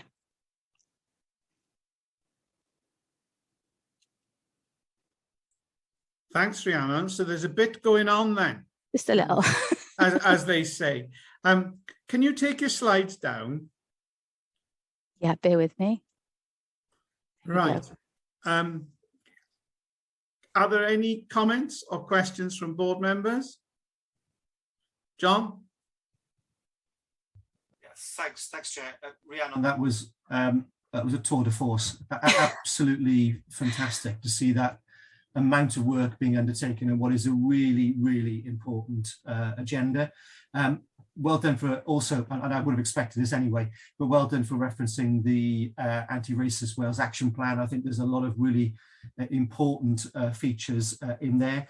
And in the other paper, the board paper that we had, I was really pleased to see the reference to monitoring data, because all of this activity is hugely important. I think there's great scope for what it could do, but knowing that it's actually done the trick is the important bit for us, I think, as a board. So in terms of our role in monitoring performance, I think, once you've got that action plan underway to embed the monitoring data, capturing that information, it'd be really good at some future point for you, Chair, as well, for this to come back to board so that we can highlight the progress that's being made, because I've long experience of this where organisations, are very good at talking the talk, and that's great, but I think it's the walking the walk bit as well. And whilst you're doing a lot of really good activity, I think if we can demonstrate what that has delivered, I think that would be superb. And the fact you've been looking and considering what that monitoring data, the outcomes data should look like, I think is really encouraging. So that's a big thumbs up. Thank you. Any other comments? Tina? Thanks, Chair. Just to say that, Rhiannon, I know we have the group that both the Chair and myself attend. Just wondered whether there are any other board members, Chair, that might want to, over the next year, want to attend that group and listen in, because then you'll get a real feel for what's going on in the organisation. Thanks. As long as the group doesn't mind, because I find it fascinating, fun, and you really do feel that people have got a good heart, I would hope that people feel that we're a welcoming organisation, but I also would hope that people understand that we're a sensitive organisation, particularly around people who are very quiet and hide away. I just think that some of the stuff you're doing, Rhiannon, if we can deliver on this will make a very big difference to people. I'm very proud of this, of the efforts that are going on, and for the determination that's coming from the staff. And I think if we can act the way we want other people to act, it'll be infectious. So very well done, and I thank you for today. It seems just very simple just to say the board is asked to note the progress made to date in the equality, diversity and inclusion within HEIW. It seems such a simple thing just to note, but I think we should also add appreciate into that. So thank you very much. I take it everybody's in agreement with that we've noted it. Yeah. Yeah. And we want to have it come, we want to see it back again. Okay. All right. Regularly. Thank you very much. No problem. Right. Agenda item 4.1. Director of Finance report. Rhiannon. Yes, thank you, Chair. So the report sets out the financial position as at the end of month 3, so the first quarter of the financial year. The revenue position that we reported as at day 5 was a £260,000 underspend.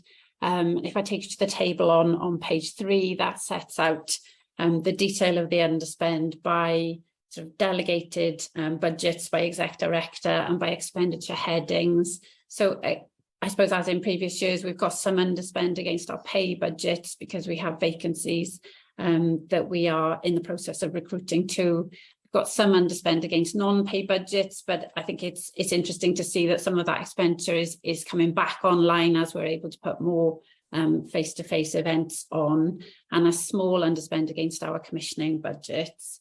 The balance sheet is set out on page 4, and the capital expenditure. So we have a discretionary capital allocation of £76,000 for this financial year. We haven't made any expenditure against that yet, but we are developing plans to be able to fully implement that.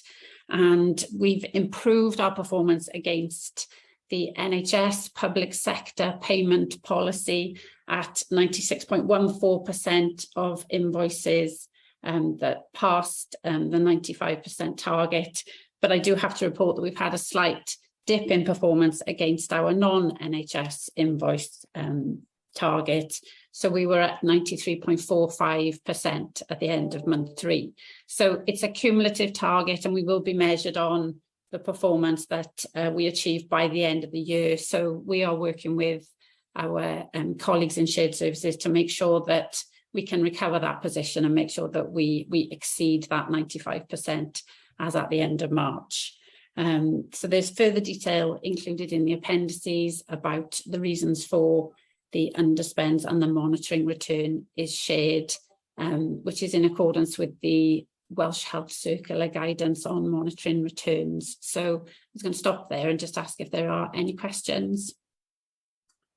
Okay, thank you, Rhiannon. Thank you for the report. Are there any questions or comments for Rhiannon? I've got my hand up, Chair. Just a very, very quick one in the interests of time. I meant to ask this before, Rhiannon. Are we making any progress in terms of the universities and their timeliness of billing? So we are tied into a certain sort of payment schedule because of the way that the education contracts work. We are sort of in compliance with that. The new contracts will change the mechanism for making payments. Yes. So from September, we'll be in a different position in terms of that debtor and creditor position. Okay, thanks. So the board is asked to note the underspent financial position reported for HIW month 3 and the actions being progressed to be in balance at year end. Can I ask you to note? I'm asking you to note the summarised explanation of key variations by directorate, the capital allocation and spend to date, and the balance sheet position. Can I ask you to note, please? Yes. Noted. Thank you very much. And we're now going to 4.2, review of standing financial instructions. Again, Rhiannon. Yeah, thank you, Chair. So during 2021, the Welsh Government issued a revised set of standing financial instructions to be adopted by all NHS organisations.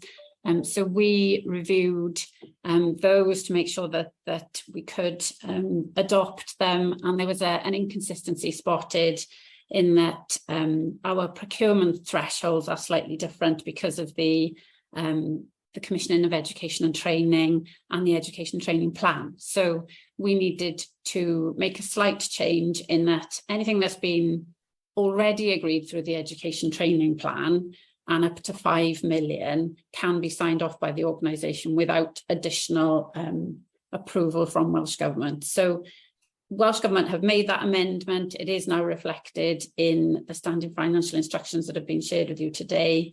We considered them at the Audit Committee on the 12th of July. And at that meeting, the Audit and Assurance Committee recommended that Board approve the updated standing financial instructions. And just to say that they're one of the appendices, so there's a table of amendments attached as Appendix 2, which hopefully members have had a chance to have a look at. Okay, thank you, Rhiannon. Any comments from board members? In that case, I'm asking the board has had the opportunity to review, and I'm asking you to approve the standing financial instructions and as stated in Appendix 1. Can I ask you to approve? Yes. Approved. Thank you. Agenda item 4.3, review of the standing orders. The board will have seen the papers and considered them. And I'm asking you, please, to review and approve the HEIW's revised standing orders as in Appendix 1. Can I ask you to approve? Yes. Thank you.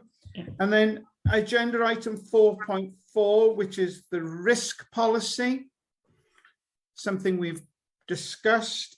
I'm asking the board to review and approve the updated risk management policy as in Appendix 1. Can I ask you to approve, please? Yeah, approved. Thank you. We now go on to agenda item 4.5, and these are the key issue reports from the Audit and Assurance Committee meeting held on the 10th of June and also on the 12th of July. Jill, do you want to say anything? I think the reports in the main speak for themselves. I know I'm very conscious of time. Can I just pull out 2 issues from? Of course you can. Yeah, from the meeting on the 10th. I just wanted to reinforce the fact that we had a reasonable assurance from internal audit, which is always pleasing, and a clean and qualified opinion on the accounts, and to commend everybody for their efforts in that regard. We also looked at procurements, which will be a feature of the audit committee continuing going forward, and looked at single tender actions and asked for more action in terms of single tender actions. So that was just something that came out of the audit committee on the 10th. The audit committee on the 12th of July, we had the usual reports, but in terms of digital, I think it's important that the board notes that the audit committee were very assured by the work that's gone on in terms of the digital agenda, some really good progress, and subject to a report coming in October, it'll be taken off audit committee monitoring on an ongoing basis because of the significant progress that's been made. So it no longer needs to come to the audit committee after the close down in October. So again, commendations to the team. I know Sian had the plaudits at the audit committee, but I think it's important that the board notes that as well.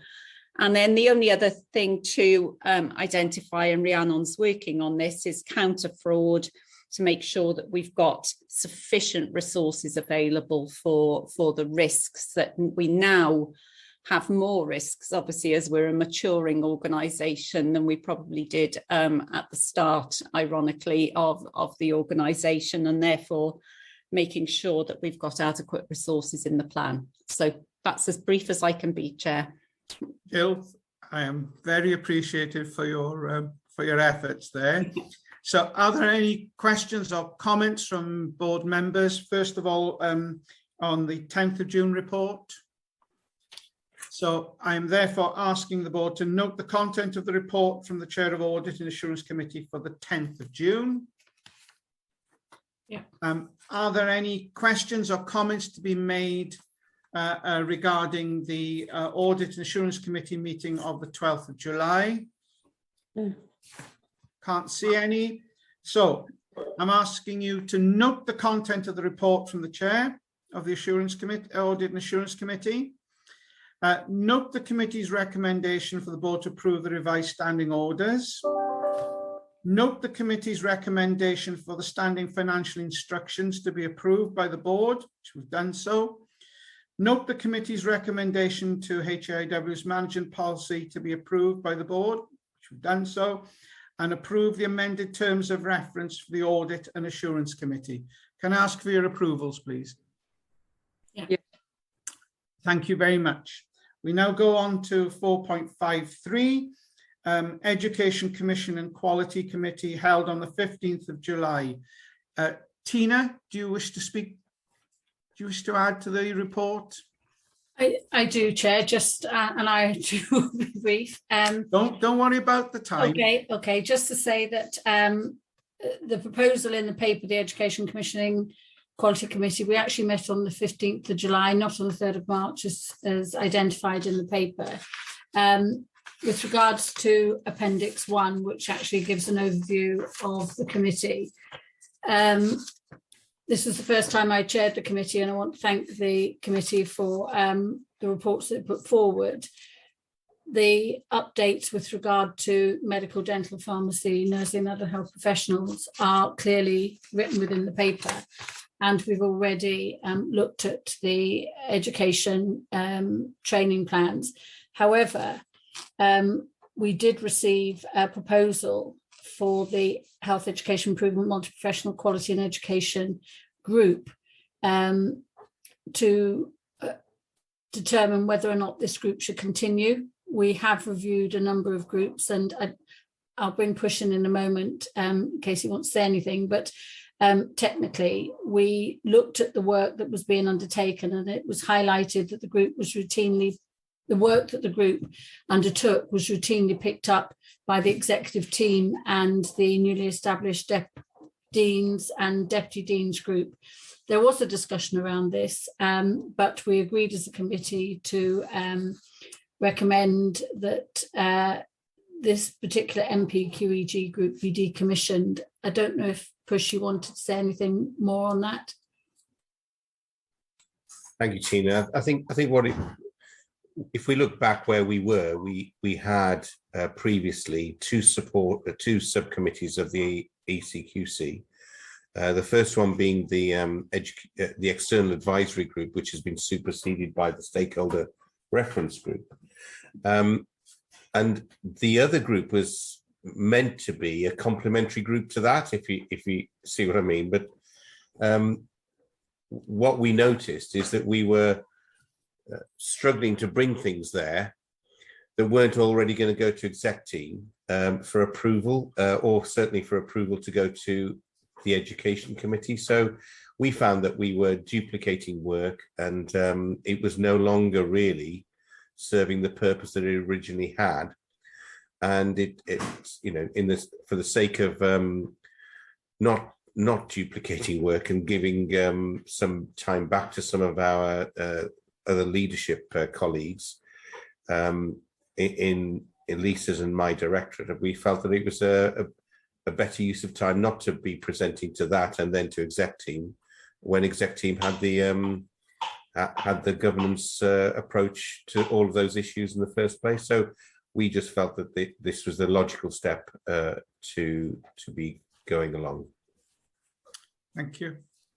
Thanks. And so that is something that we're asking the board to approve. But also, following on from the committee, we reviewed and approved the terms of reference, which is listed at Appendix 3.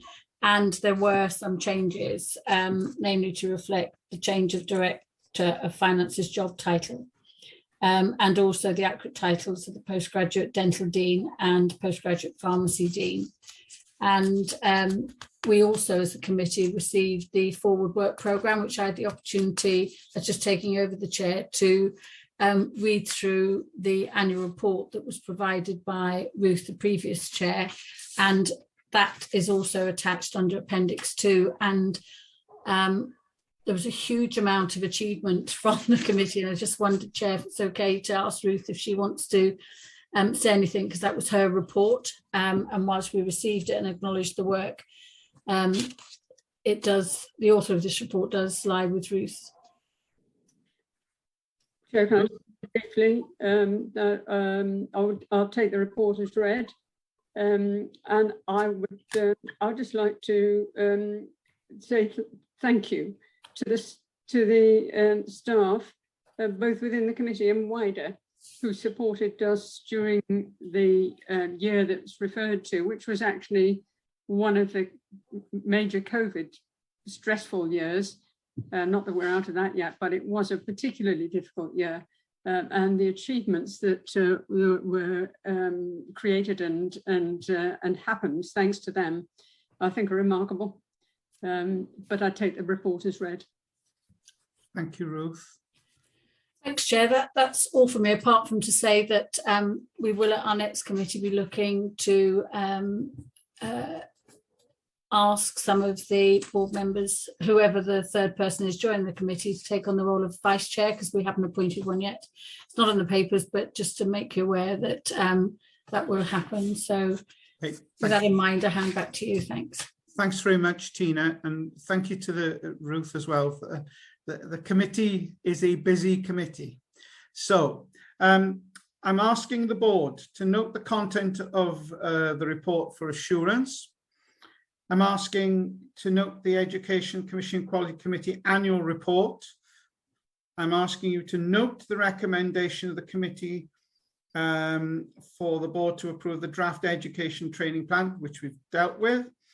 And I've asked you to approve the multi-professional quality and education group be decommissioned. Can I ask your approval, please?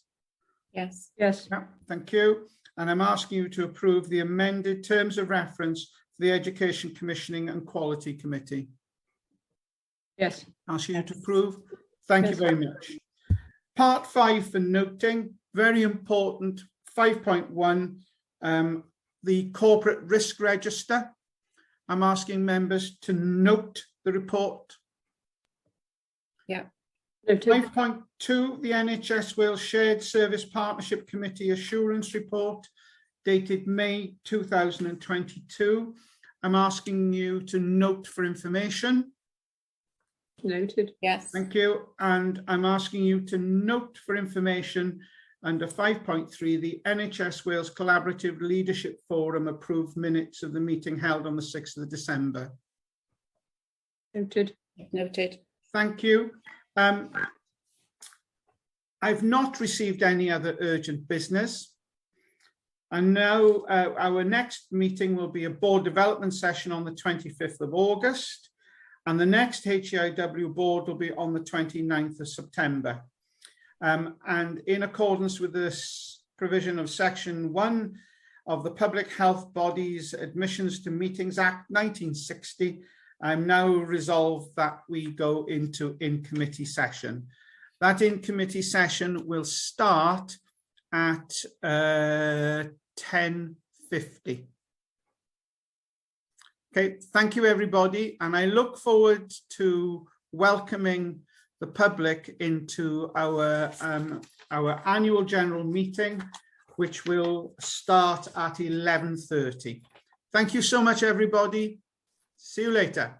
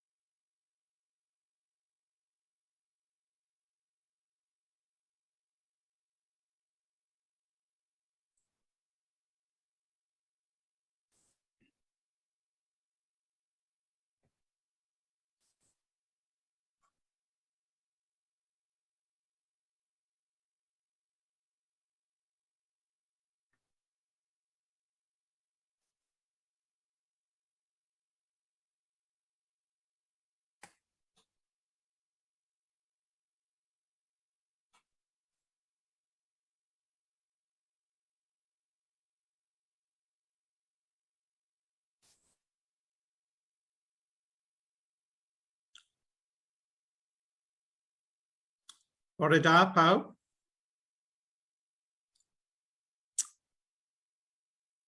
A croeso gynnes iawn i'r bwrdd heddiw.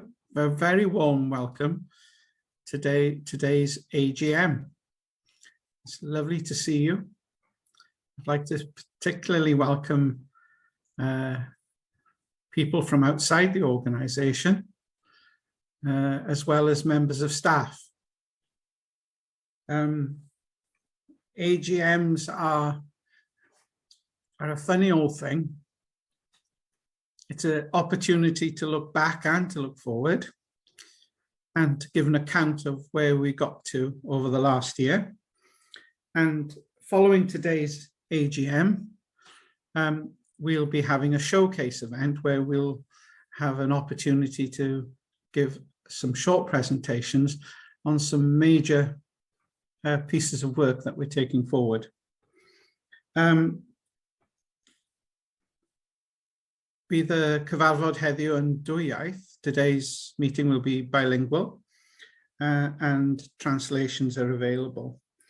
We'll have a series of presentations from the Chief Exec and the Director of Finance, and then I'll be asking the board to receive and approve the annual report.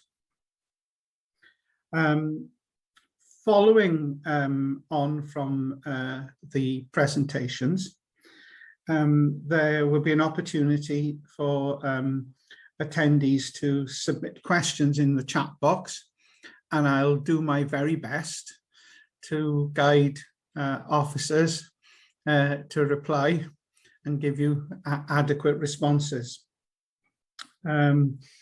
The showcase event will cover mental health, primary care, clinical placements, and an update on pharmacy education and training. And each one of them is a really interesting and really important subject, an area of focus for the organisation. I would just like to pay tribute to the way that the staff in HEIW have conducted themselves and got through what has been a really, really challenging time. Our work here in HEIW is all about being the best of partners in supporting the NHS and care services. So I'd like to pay tribute to the way our partners have worked with us. And they are an extensive group of partnerships across regulators, education, higher, further education, government, health boards, trusts in Wales, and also Social Care Wales. I'd also like to pay tribute to our trainees and students that we commission their care for, that we provide education for. And that's our raison d'etre, really, is to give them a great training experience whilst in Wales. And hopefully the majority of them, or many of them, will choose to join the workforce in health and social care in Wales. So this is, given where we are at this moment in time, this is a really important thing that this organisation does. So without further ado, I hope you enjoy the AGM and appreciate the spectrum of work and the focus that HEIW has brought. So it gives me great pleasure to ask our Chief Exec, Alex, to give her overview.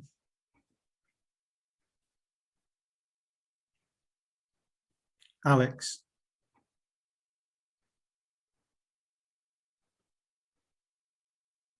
Apologies, I could not find you on my computer then for some reason. Bore da pawb. Yeah, we're still in the morning. So good morning, everybody, and thank you ever so much. It's lovely to see so many people turning up for the annual general meeting, and hopefully you'll be able to stay for the showcase events that follow as well. So I'm just going to take you through a bit of an overview, looking back over the last year. It's actually got 22-23 on there, but it's really the last year, which is 21-22. So if we can just go to the first slide, please. So what we need to look at is what have we achieved during that year? What have been some of the risks and issues that we've been managing along the way? And obviously, how are we developing as an organisation? Because we are still relatively new, set up in 2018, as you may be aware. So coming up for our 4th birthday shortly. So if we move on to the first slide. So this slide just gives a very high level summary of what some of the main achievements were for last year. So we have an IMTP with a significant number of strategic objectives in them, all related to how we want to develop the workforce for the future in that sustainable way. And I will touch on a couple of those in a minute on my next slide. But I think, to reflect at this point that obviously when we set off into last year, we did think that COVID was going to be less of an issue. And as we all know, it kept coming back in waves, that we had to obviously make sure that we were supporting the system where we could. So actually, despite all of that, we were still able to deliver on the majority of our strategic objectives. So that was really, really important, because as the strategic workforce body, it's our job to really get on with those things that are going to make a difference in the medium to longer term and start to support and help some of the very immediate crises and deficits that we see in our workforce at the moment. So the other thing that we did last year was, with partners across the system, we're able to plan and deliver increases in the number of places that we have for education and training in Wales across many professions and programmes. And indeed, alongside that, we're able to continue to achieve good fill rates, with 1 or 2 smaller exceptions that we will need to manage as we go into this year. But generally speaking, that was a big achievement, because clearly continuing to increase training capacity when we are in a pandemic, when we have got a big backlog of patients to see, is a big ask of everybody, and everybody's really pulled together to prioritise education and training. And sometimes during the pandemic, this hasn't been a very visible part of what everybody has delivered, but really important that we recognise all of the staff across the system that has made that possible, and have carried on with their education responsibilities and activities, despite the fact that obviously the service delivery pressures have been incredibly high. So some of the areas where we know we need to do a bit more work in terms of fill rates, we have some areas within our specialty training that we know are hard to fill, for example, around psychiatry, and we have some areas in our undergraduate programmes like learning disability nursing, which again we know we need to do more work on. And we've also noticed that there is a difference in the fill rates in our spring cohorts, which again we need to make sure we address. But other than that, generally speaking, very, very positive. We've obviously continued to focus on quality. Very important. It's not just a numbers game. Making sure that we develop safe practitioners is clearly critical, and we've developed a quality management framework within HEIW, which is now expanding across professions and has originated from some of the very good work that we see in our medical deanery, driven obviously through a close relationship with the regulator in the form of the GMC, and we're using some of that good practice to make sure that we take a consistent approach across professions and support organisations with maximising the quality of education and training.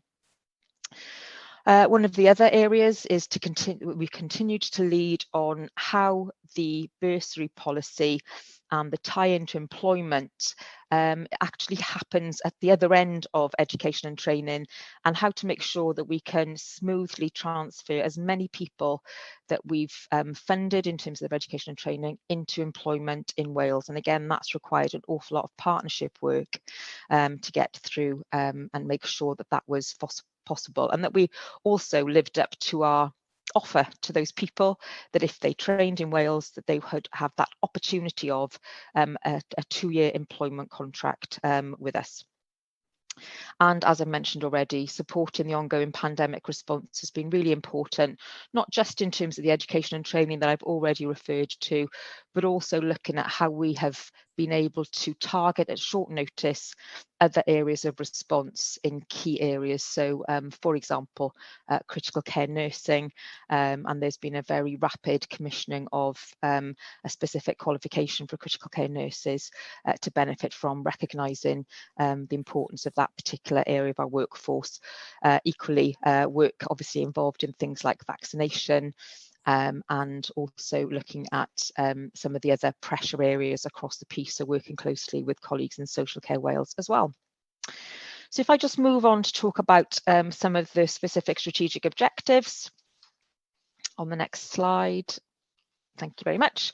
I won't go through all of these because some of these will feature in our showcase later on as well. So mental health workforce plan, close to my heart, but I'm not going to talk about that now because I think that will be fully covered in the next sessions.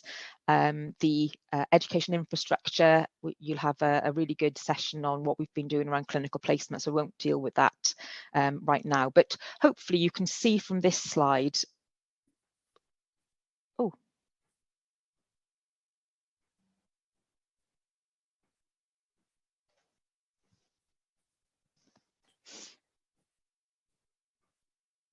We can still see your slide, Alex. Okay, I can't see anything at the moment. We can still see your slide.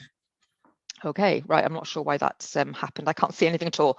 I will carry on because I've got my slides in front of me as well. So good contingency option. So you can see from this that we're very much plugged in with a lot of the national programmes, and this we'll see an awful lot more of as we go into this year, really supporting the recovery and reset approach, recognising the fact that workforce is always a significant issue in there. We've also been expanding our work around digital, and you'll hear a bit more about that as we go through the presentation, but in particular looking at how we make sure that we understand what are the digital competencies and capabilities that our wider workforce will need in the future in order to do their jobs, recognising that everybody's job is going to embrace some digital aspects going forward. We've also been implementing the first phase of our strategic review of education and training. As you know, last year we went through a big review and a big procurement exercise, and those contracts for all of our health professional undergraduate education in Wales are coming into place this autumn. So over the last 12 months, there's been an awful lot of work in getting all of that ready. And what we'll see from that is a different pattern of provision across Wales. In particular, something that's really important is, I think, more locally accessible education and training across Wales, as long as other benefits, including more focus on interprofessional learning and more focus on Welsh language as well. We've also been developing some new roles. So the clinical associate in applied psychology has been something which we fast-tracked during the year, and carrying on with our work to implement the key deliverables in the national frameworks for our allied health professional and healthcare science colleagues, and in particular looking at awareness of these careers, promoting those careers through things like Careersville, our new digital platform, and looking at career progression and competency frameworks. The leadership aspect of our function has continued to be really, really important, and during the last year we have launched a number of new programmes, from the graduate entry programme through to the Aspiring Chief Executive programme, and at the moment we are in the first stages of recruiting people to our multi-professional clinical leadership programme. So in terms of that sort of national or Wales focus that we have in our leadership functions, there's been an awful lot of work, and as you know, always bedded in the principles around compassionate and collective leadership, which are really, really important to us. So if we go on to the next slide, although I still can't see them. Stakeholder engagement, as the chairman said at the outset, working with our partners is a really important activity for us. It is one of our strategic aims in our IMTP, and I think the impact of COVID meant not only were we not able to have face-to-face engagement, but actually we appreciated that people were often very much under pressure to be considering much more operational and immediate pressures, and so actually even asking people to engage with us on key areas was very challenging. But since the start of the year, we've been really trying to refresh and reset our stakeholder engagement. And as you can see on this slide, a number of activities have been undertaken. So we've been meeting individually with our NHS colleagues in different organisations, sometimes through board development sessions, sometimes on a joint executive basis, and where necessary, trying to target some of the support and the expertise that we have to help those organisations. We've also introduced a number of new mechanisms this year. So our stakeholder reference group is just in its early stages of development. I think we've had 3 meetings so far, but I think that's going to be a really useful vehicle for us to generate more of a conversation and dialogue around all of our work in HEIW on that sort of multi-stakeholder basis.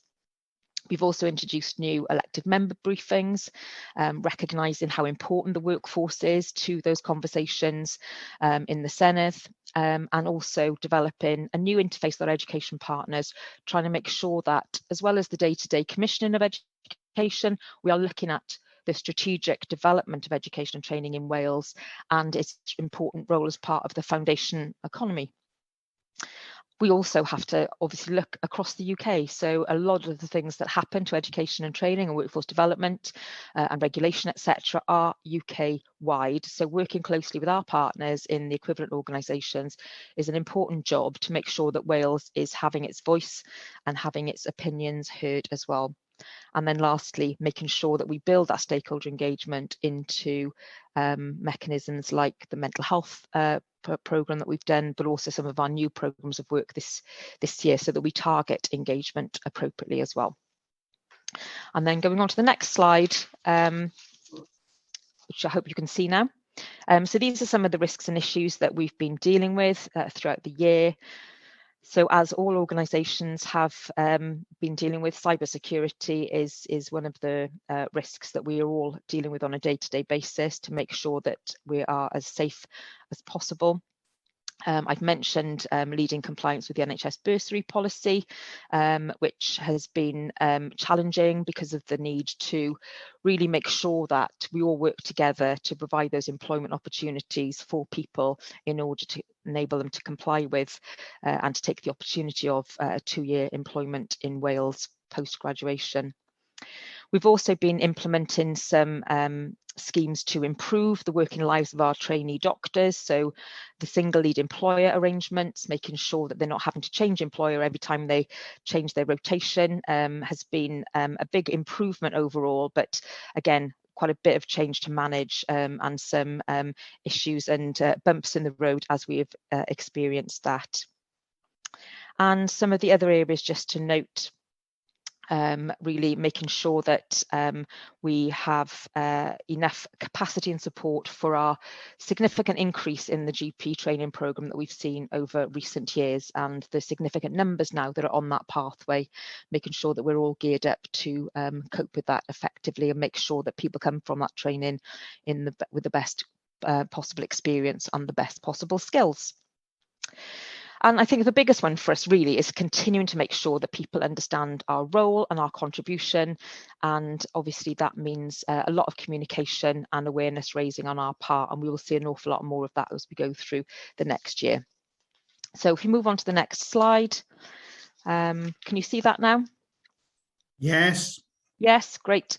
So yeah, just lastly, just to finish a little bit with, how we've been developing the organisation in order to deliver on those expectations. So in the first quadrant there, obviously we would start with our workforce, which, as the chairman said earlier on, have been absolutely fundamental and critical to everything that we've been delivering, and experiencing a lot of change, although we obviously are not a directly patient-facing organisation, we still deliver a huge amount of support to the NHS, and really important that everything we do is couched in that context of delivering safe and better patient care and population health. And we've been changing from a remote working model to more of an agile working model in HEIW, and that's obviously meant managing a lot of change and people getting used to new routines. But we certainly feel that after 2 years of working in a more remote fashion, that actually we have really missed that face-to-face and more interactive approach of getting in the same room and having those ideas and having those more wide-ranging conversations in order to support our strategic development. So that's been really positive, and people have really embraced that in a very sort of enthusiastic way. We have seen some positive progress on all of our indicators in terms of appraisals and mandatory and statutory training, and our sickness levels continue to be very good. And also focusing on our Welsh language skills, and I continue to also have Welsh lessons myself every week, and hoping to see some real progress in that over the next year. So from a culture and leadership perspective, we're rolling out compassionate leadership opportunities and modules across the organisation. And we've just at our board meeting this morning had an update on the implementation of our strategic equality plan, which goes hand in hand really with compassionate and collective leadership. And we continue to have good engagement scores. We've been building our capacity and capability. The organisation has been growing. We now have around 550 members of staff, and we've also seen some really pleasing achievements in the form of nominations and awards over the last year as well. So lots to celebrate. And from a governance and performance perspective, in terms of how we do our business, then again, I think we've had more than a clean bill of health really on how we manage our finances and how we manage our governance, with lots of positive feedback through things like internal and external audits and delivery of our statutory targets, including our finance ones, which I will now hand over to Rhiannon to take us through. Over to you, Rhiannon. Let me know when you're up, because I am absolutely blind at the moment. Thanks, Alex. Move on to the next slide. Thank you. And the next one after that. So it's positive to be able to report that we achieved all of our financial duties for the year 21-22. So our first financial duty is to ensure that our expenditures doesn't exceed the aggregate of the funding allocated to us in the financial year. So we reported a small underspend of 343,000 against our total final resource allocation of 266.1 million. And subsequently submitted a set of accounts that achieved an unqualified audit opinion. So it was really positive to be able to submit those to Welsh Government. We also hit our capital performance target. So we need to ensure that we don't exceed the capital resource limit set by Welsh Government. We had 283k of discretionary capital allocation, and we had a small underspend of 3,000 against that.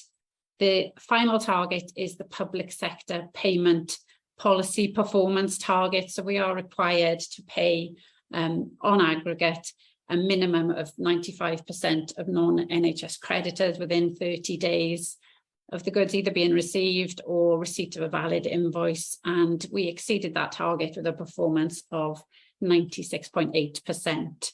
So next slide, please. So just to give a bit of a breakdown of where we spent the resource that was allocated to us. So of that 266 million, 20 million was on pay for HEIW staff, 120 on healthcare professional, education training and workforce development, and then nearly 112 million on medical, dental and pharmacy. And a further 13.9 on other operating expenses. So we quote a statistic of 9% in terms of our overhead rate at HEIW, with 91% of our total allocation spent on the commissioning or provision of education training and workforce development. Next slide, please. So this gives more of a breakdown of that sum that's spent on healthcare professional education and training. And this is from note 3.1 in the annual accounts. And you'll see from the chart that the spend is predominantly on student training fees at universities and bursaries, because we hold the budget for the NHS Wales bursary scheme. But there are also other payments that are made in terms of advanced practice and non-medical prescribing education and various other support payments that are made for students and trainees who are in this or in any of these professions. Next slide, please. And the other large area of expenditure is for postgraduate medical, dental and pharmacy education. So again, the bulk of the budget in this area is spent on training grade salaries. So we have part of the allocation for doctors and dentists in training. The other part is with health boards to recognise the service aspects of their roles. They have a role in delivering service in health boards, and I suppose other budgets around GP training and the pharmacy programs that we run, but also CPD and other budgets that are sort of included within this total directorate pot. Next slide, please. And this slide gives an overview of the revenue resource plans for the years that we've been in operation, but also our sort of 5-year planning trajectory into the future. So we're one of the only NHS organisations that financially plans on a 5-year trajectory, and that recognises the I suppose the steps in investment that increasing the numbers today will have on future years. So that is why this graph goes all the way up to 26-27. And the proportion there is shown of our commissioning expenditure as, I suppose, a proportion of our total budget, which demonstrates that 9% running costs. Thank you.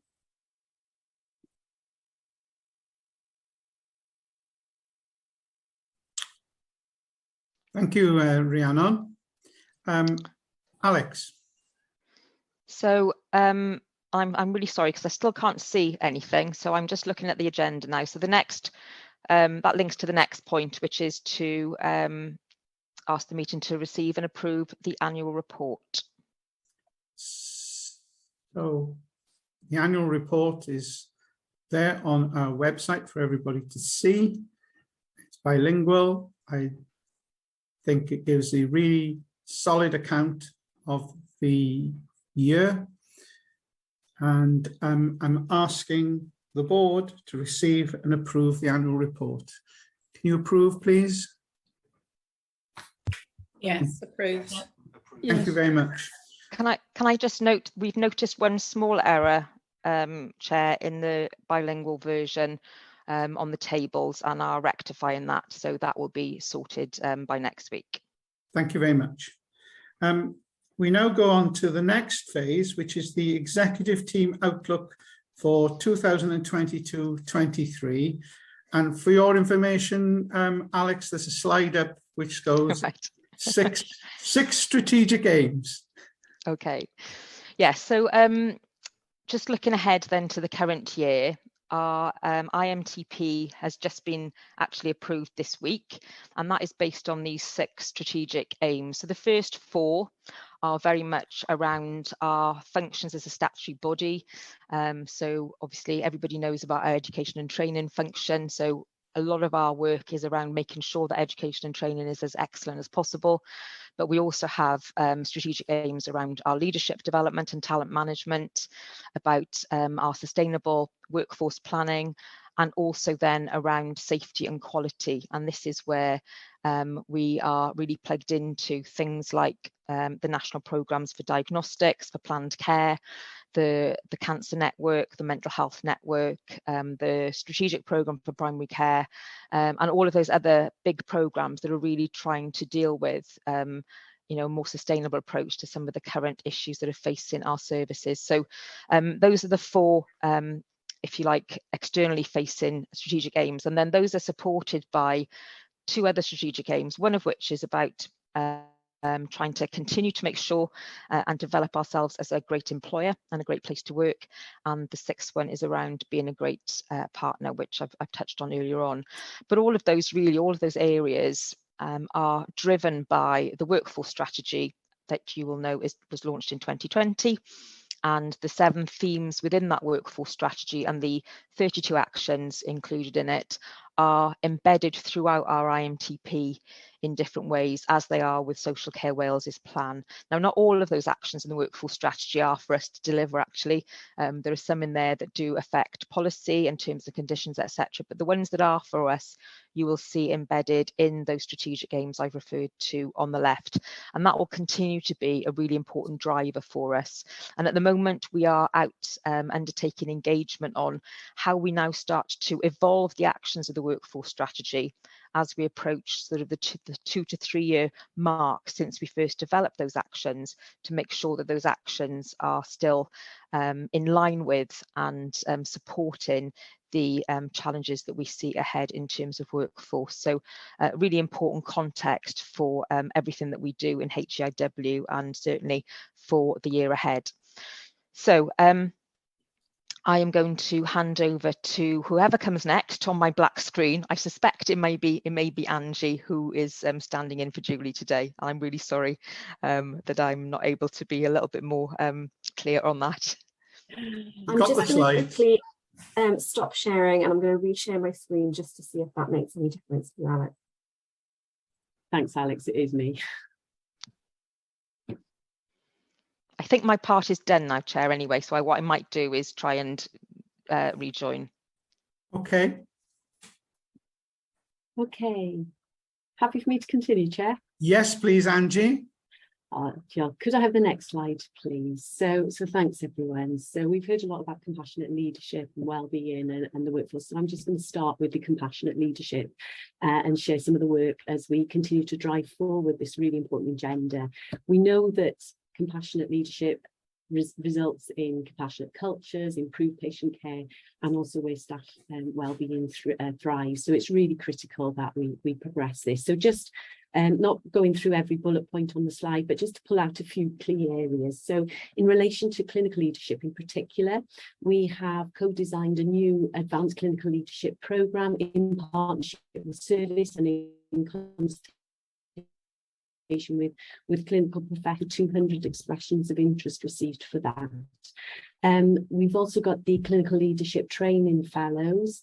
This is multi-professional, and that again has been successfully recruited to the next phase of that. And we also support some 4 places on the Florence Nightingale Foundation programme. And we've also set up for them a network and alumni, which is established on our Gwethla digital platform. So additional leadership resources and opportunities that are promoted for that. There are also a significant number of other clinical leadership networks on Gwethla. And so through that platform, we have access to masterclasses, resources, podcasts, and some on-demand leadership resources and pathways as well. And then widening the net a little bit, we've, in partnership with Academy Wales, we've now got a Tier 3 leadership development programme. It's going to be known as the Senior Leadership Experience, and this programme is aimed at the tier below the aspiring executive director level, and it's to get going that feeder pool of aspiring leaders into our system. As a partner and through the strategy, Social Care Wales is a key partner of ours and in delivering the strategy and in developing our leadership principles as well, our compassionate leadership principles. So the next Social Care Senior Leadership programme will be delivered using the HEIW Gwethla Leadership Portal, and that'll be our proof of concept really for the use of Gwethla to promote both health and social care leadership opportunities and enabling that sort of multi-professional leadership experiences across the whole of the system. And we'll also do our landing page, which will also supply signpost to Social Care Wales leadership resources. So if I can have the next slide, please. I'm going to take you through to our sort of strategic strategic workforce planning approaches. And this has sort of really become we've really consolidated our approach to strategic workforce planning in the last few months, really. And we use the approach through the mental health development, but we're also building our capacity and capability through the service. So what we've done, and you can see the picture, we've got these sort of 3 pillars: how we engage, how we use our data and analytics, and also how we can sort of bring together the research and the horizon scanning. So in building capacity and capability across the service, we'll create that sustainability at organisational level as well, so that those local workforce plans are really meaningful and really progressive. But throughout everything we do, we just keep coming back to the workforce and the importance that we have to have a workforce to deliver any service. So it's really important that that whole well-being piece is included and embedded into everything we do. And in terms of the workforce strategy and workforce planning, it's not just about the numbers, it is about bringing all those themes of the workforce strategy together. And key to this work is the horizon scanning, scenario planning, modelling, providing foresight, which is absolutely critical. And it brings us to the importance of our work in attracting people into health and care professions. So if I can just move to the next slide, please. We are continually developing our Innovative Careersville platform. It's been mentioned a couple of times already this morning, and it's Welsh language sister site Tregearfa. The intention is sisters, not twins, so that it is absolutely key to both languages. It's there to host our all-age one-stop shop, but we have concentrated in the sort of younger age group at the moment. And while we want to widen it to all ages to support both people who are looking for a career in health and the people around them as well, so there's really good high quality advice, events, question and answer sessions, having real people talking about what it's like to have a career in health. And although, like I said, it is for all ages, it's really important that we get it right for schools. And there's some, really stark statistics. Our consultants, our medical consultants who will qualify as a full consultant in 2040 are currently in year 7 in secondary school. They will be choosing their options in 15 months' time. If they choose the wrong options, we've lost them to the system. So it's really important that we get that bit right. And I guess that moves us a little bit onto our approach for wellbeing in going forward as well. So if I could have the next slide. I've highlighted the importance we've placed on staff wellbeing. We can continue to provide our evidence-based high quality resources and make them available to all in an easily accessible way.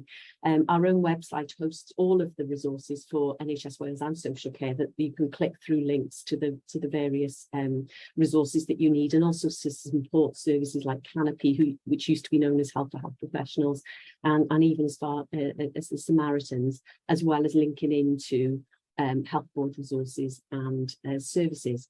But to take us back to the comment I just made about our future workforce, the Pearson report in England into learner mental health highlighted the need to ensure that our future workforce actually were prepared well, not just the current students, but the people thinking of going into careers in health, so that they understood what a career in health might look like before they actually get into perhaps university and then realise perhaps it's not for me, which is just as important as realising the career is for me. So we will be doing a lot of work in that area going forward as well. And then I guess the last slide then is pulling it all together. And Alex mentioned this in the outset of this presentation about the 10-year strategy for health and social care. And we always wanted that workforce strategy to be light on narrative, but action heavy, and to remain live. So we are currently in one of those review points to enable us to do this. And our engagement events our physical engagement events have just concluded, and we've got some virtual events coming up, and we really want to have a widespread engagement on what are the actions that will need to be put in place to take forward that vision of an engaged, motivated workforce with the capacity, capability and confidence to perform their roles. I would invite you to get involved in those as we go forward. And I think I'm going to hand over to the next person now, please. Okay, Push. Thank you. Are you doing the slides now, Angie? Not me, but somebody is. All right, no worries, thanks. I'm doing the slides, Push, it's Becca. Okay, thanks.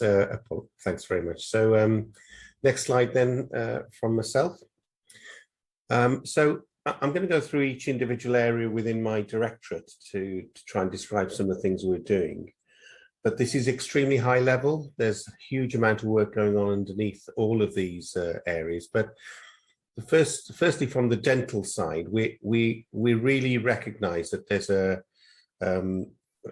need for sorting out the workforce here in Wales, and we're working with Welsh Government, with dental leads, with the local health board leads, and other stakeholders to try and improve retention and career pathways, because that's a real challenge for us here in Wales.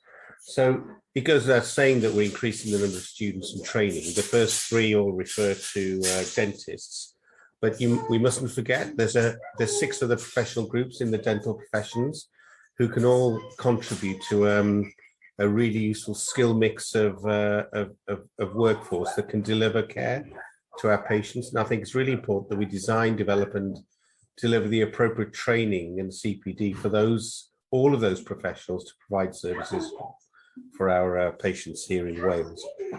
Of note, we held a careers event in July 2022 for schools across Wales. That's the first of its kind that had been done.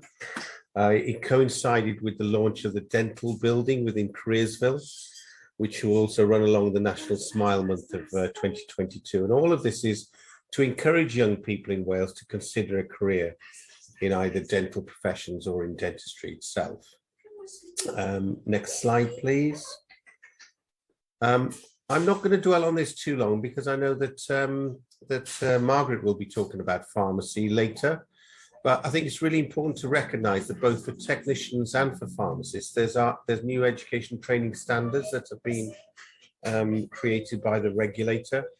And this has given us a huge opportunity to really, really work hard on developing a curriculum that's fit for purpose for Wales, for both of these professional groups, and so that they can start providing care to our patients at the top of their license, top of their abilities, earlier on in their career than they're able to at the moment. So move on to the next slide. Eyecare is a really important part of our healthcare priorities here in Wales. The number of people waiting for support in this area is immense, and it's a big part of our planned care programme here in Wales. So it's really important that we do what we can to support Eyecare from an education training perspective, and the optometry function within HIW is shortly to be incorporated into the medical directorate, and I think it gives us the opportunity of bringing some of the other professional groups together. It's really important that we get the right data from our optometry primary care services so that we can get some idea of who can do what, where, and how they can dovetail with the eye care services within the NHS. We're supporting them with quality improvement skills so that they can apply those to their practices. We're also looking to increase the education training for ophthalmology nursing within secondary care, so they can undertake tasks that are normally taken on by doctors. It's really important also that we start looking for placements, teach and learn clinics for undergraduates, and addressing placement problems for optometrists both in the southwest and in southwest of Wales and in North Wales, where I think there are some challenges there. Next slides, please. We sometimes forget that we have a really important function within the medical directorate supporting doctors in appraisal, and this is required by the GMC that we have these support services, and we have them here in HIW. And they've already done a hell of a lot during COVID, but they continue to want to support the return to appraisal for doctors during the response and recovery of COVID. So a number of things have been done. We've updated the medical appraisal policy to reflect what's now needed post-COVID. We've managed to maintain GP appraiser capacity, and we've also managed to participate in several UK-wide evaluations of appraisal. And just to say that we are often looked upon jealously by the rest of the UK for the systems that we've got for appraisal. And not only is it for medicine, but there are opportunities for other professions, and we have been approached by some of the professions to see if some of our systems can help them too.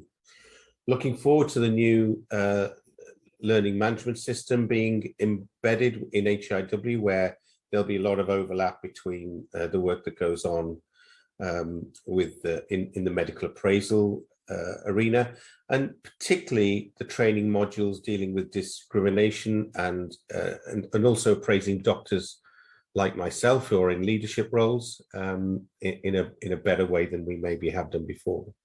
Next slide, please.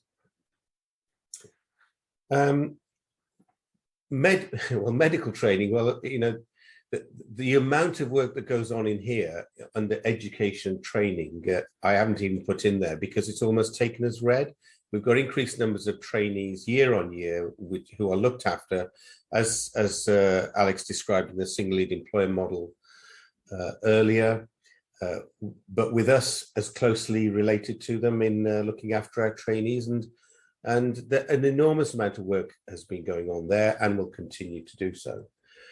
In addition to that, in the medical deanery, there's a number of things that are happening that actually have impacts across the whole of HIW, which is where I've concentrated on in this slide. There's more development going on in the research function for HIW, originating in medicine.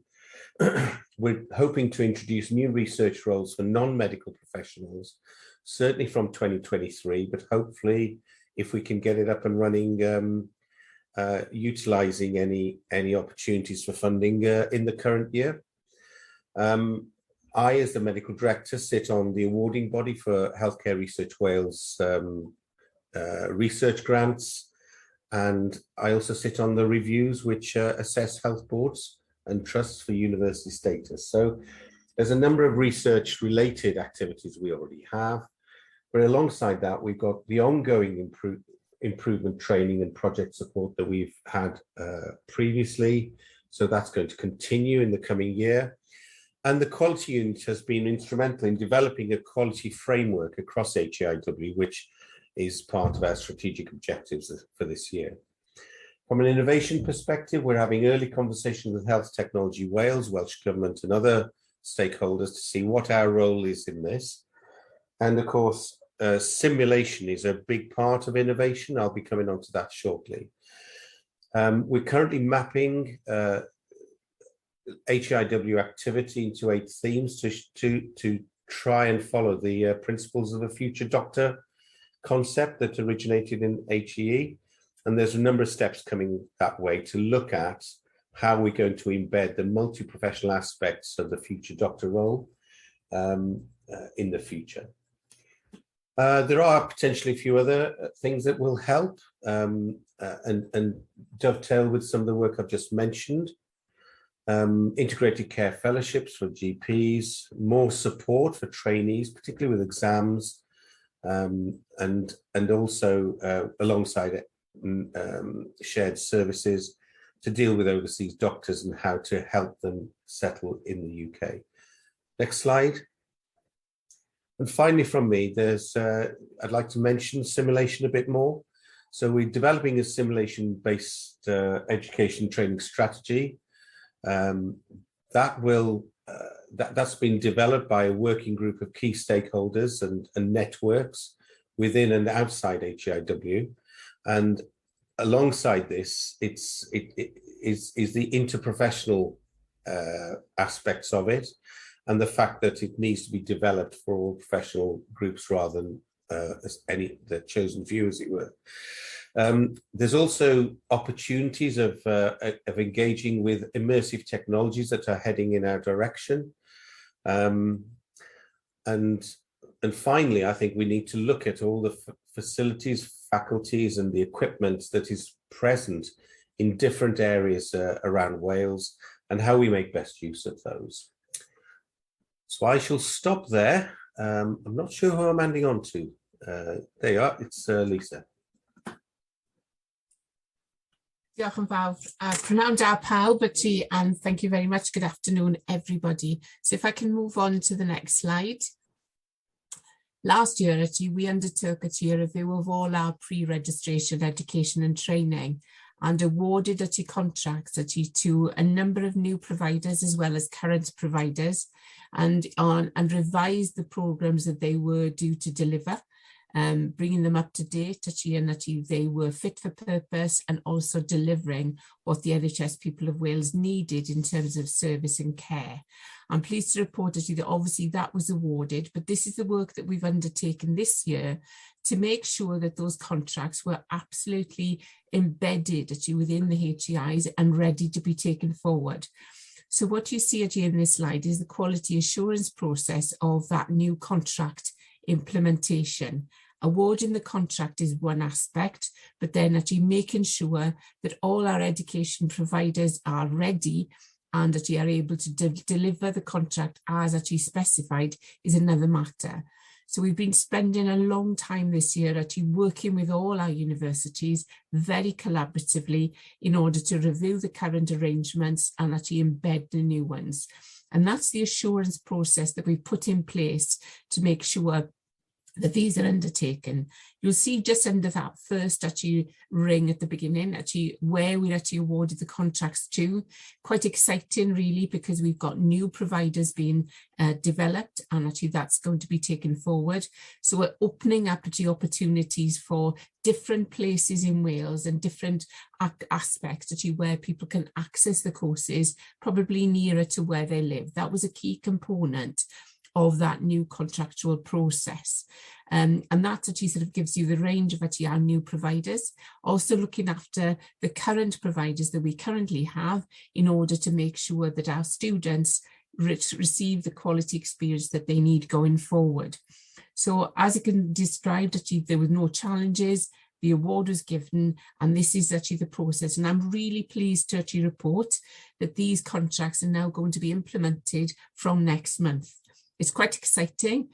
All our HEIs have delivered as we needed for them to do, and therefore we're looking forward to working with them and for the students to be welcomed onto these new courses going forward.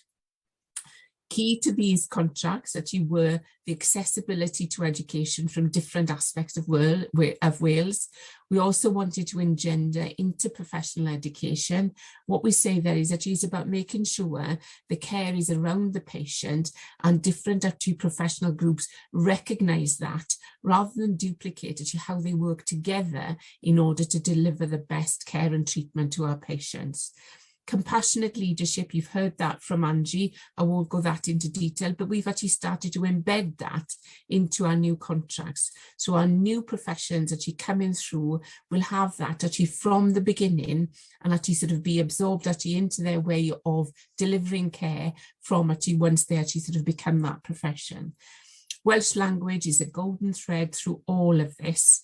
What we've done is made sure that everybody accessing our courses have access to do some Welsh language skills as well as developing accessing Welsh language courses for themselves. But as well as that, we have got people coming on to these courses who are fluent Welsh speakers as well. And it's with them then giving them the confidence to have those conversations with our patients, especially those where their mother tongue is Welsh, so they would prefer to speak through their mother tongue language. And as Sian will come on later to talk about digital literacy. So a really exciting time, and you had a very, very good time as we embark upon these new people just having their exam results next month and hopefully joining our programs in August and September. Can I move on to the next slide, please? So So this is an example of actually how we've improved the education and commissioning actually since HEIW actually came into being. What you can see actually from this graph is actually how much investment we put into the commissioning of education. And you'll see there 25% growth in the pre-registration nursing programs that we currently commission from. That is quite significant. We hear about those programs, we hear about the workforce and the need. So we are very, very pleased to be investing more and therefore training more in order that they become part of our sort of Welsh workforce as well. Alongside that, what you can see is actually the increased commissions for other health professions as well. These are, as they can be described on that right-hand side, people actually like physiotherapists, occupational therapists, but also healthcare scientists as well. We are very mindful that they are a growing need as well, because they are absolutely implicit in delivering actually the programme that we currently need. If we move on to the next slide, please. Integral to all of this education is our students and trainees. They are so important actually when we actually sort of look into actually how they are looked after. So therefore, and it's obviously it's very actually important that we listen to their needs as well. They are our customers. We are developing this education and the quality of it to make sure that they receive that good experience, because in turn they will deliver good quality and safe care to our patients. So as a result of that, actually, we've actually resurrected the Wales Health Student Forum. This was actually established previously, but as you can imagine, during COVID, that was actually stood down. So that's been re-energised and actually engaging new students and more students to have their say as to how their sort of courses are delivered, and actually what their feedback is as well. So listening to students and trainees is an implicit and an integral part of our commissions going forward. We also look at actually national student feedback. These are reported actually on a national basis, and they are fed through to us from our regulatory bodies.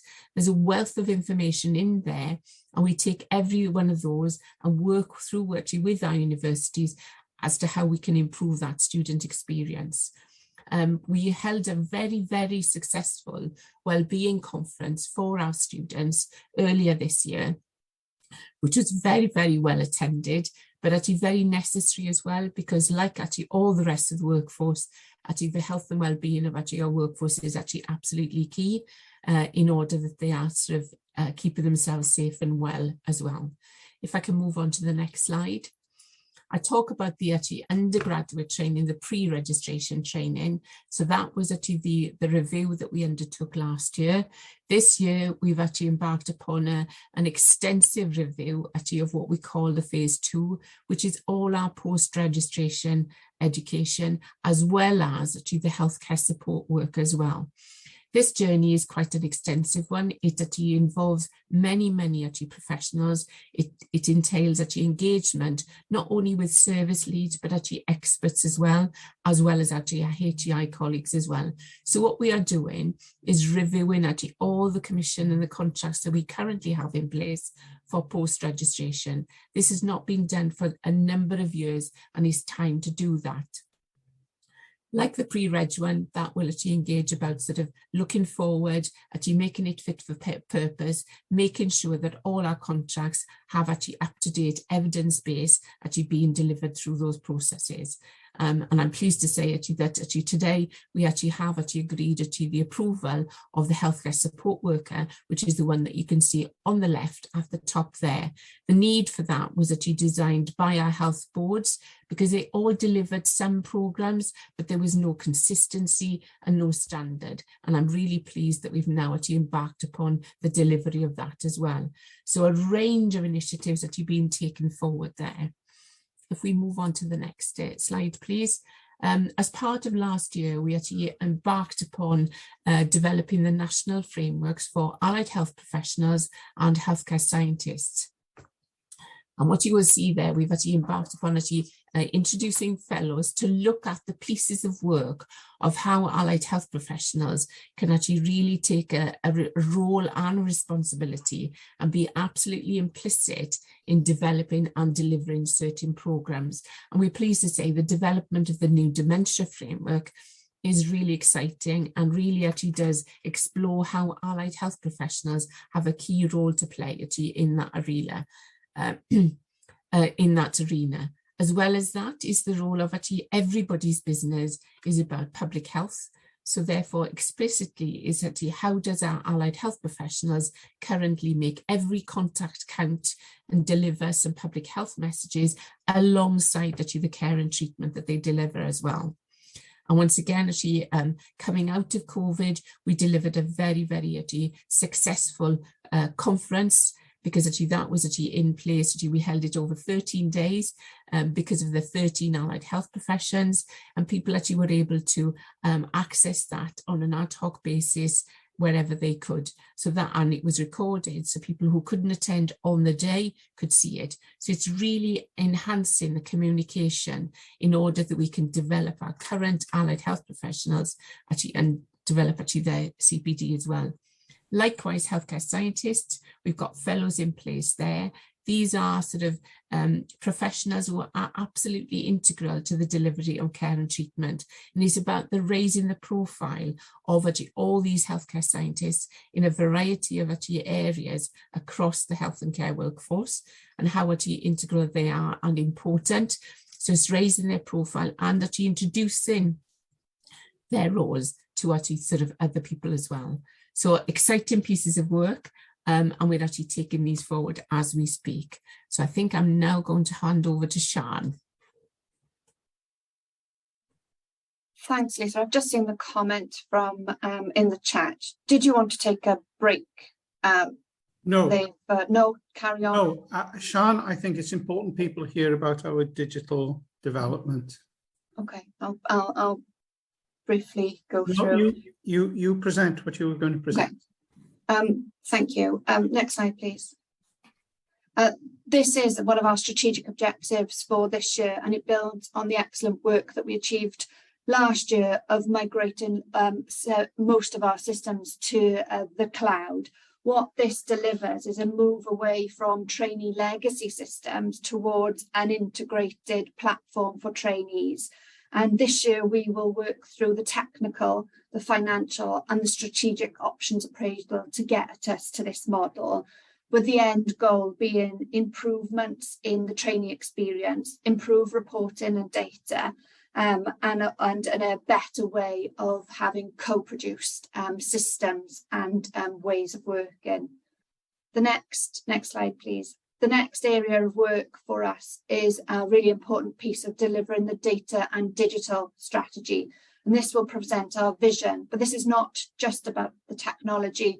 This is about the culture that we will need to be a digital first organisation, and also benefit from understanding and getting better insights into our workforce information and data, which has actually been mentioned a lot through today's board, open and closed, and through the AGM. And we will set out in this strategy our direction of travel and the maturity we will need to go through to achieve that level of insight in our data, and how our digital transformation will support that across those key areas. It'll be in development. It'll be come back to board sessions for further engagement, but will be delivered in partnership with lots of our stakeholders.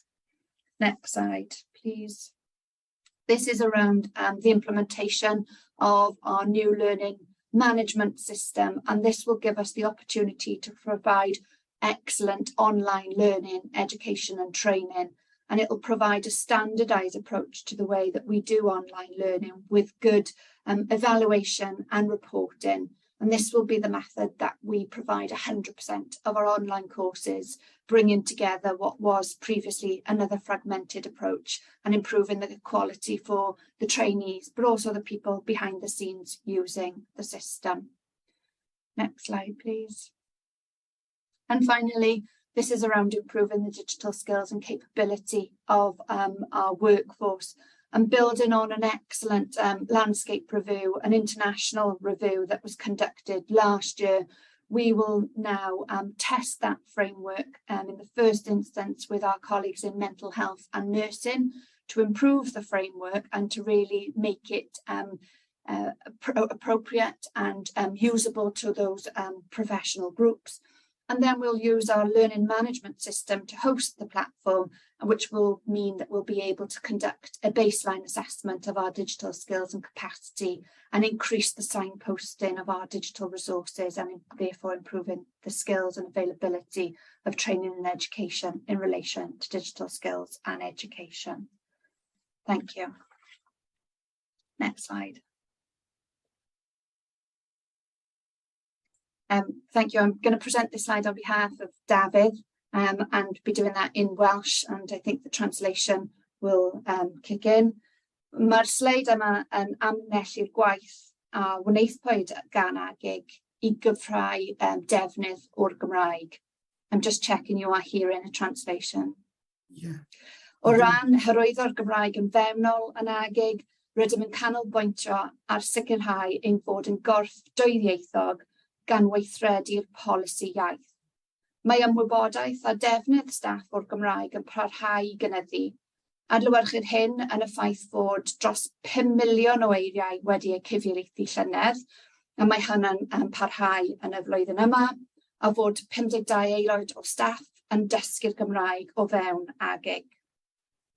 O ran gwella'r sgiliau iaith gwasanaeth iechyd yng Nghymru, bydd contract newydd ar gyfer is-ragddigion yn dechrau yn mis Awst ac yn cynnwys nifer o fesurau I wella'r sgiliau iaith myfyrwyr.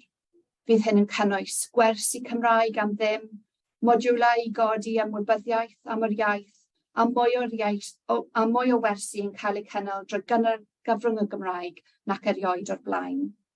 Hefyd rydym yn rhan o'r Task and Finish grŵp Llywodraeth Cymru mwy na geiriau ac yn edrych ymlaen I hwnna'n cael ei cyhoeddi yn yr Eisteddfod yr wythnos nesaf.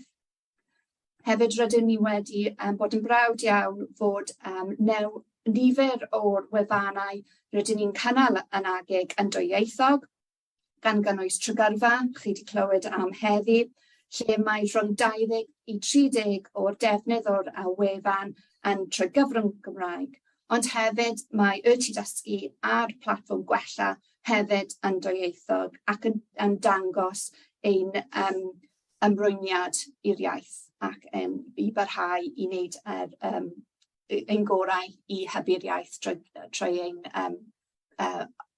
platfform digidol. Diolch. Sleid nesaf. Next slide, please. Diolch, Sian.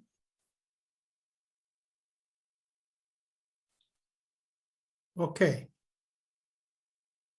Can we take the slides down now? Thank you very much.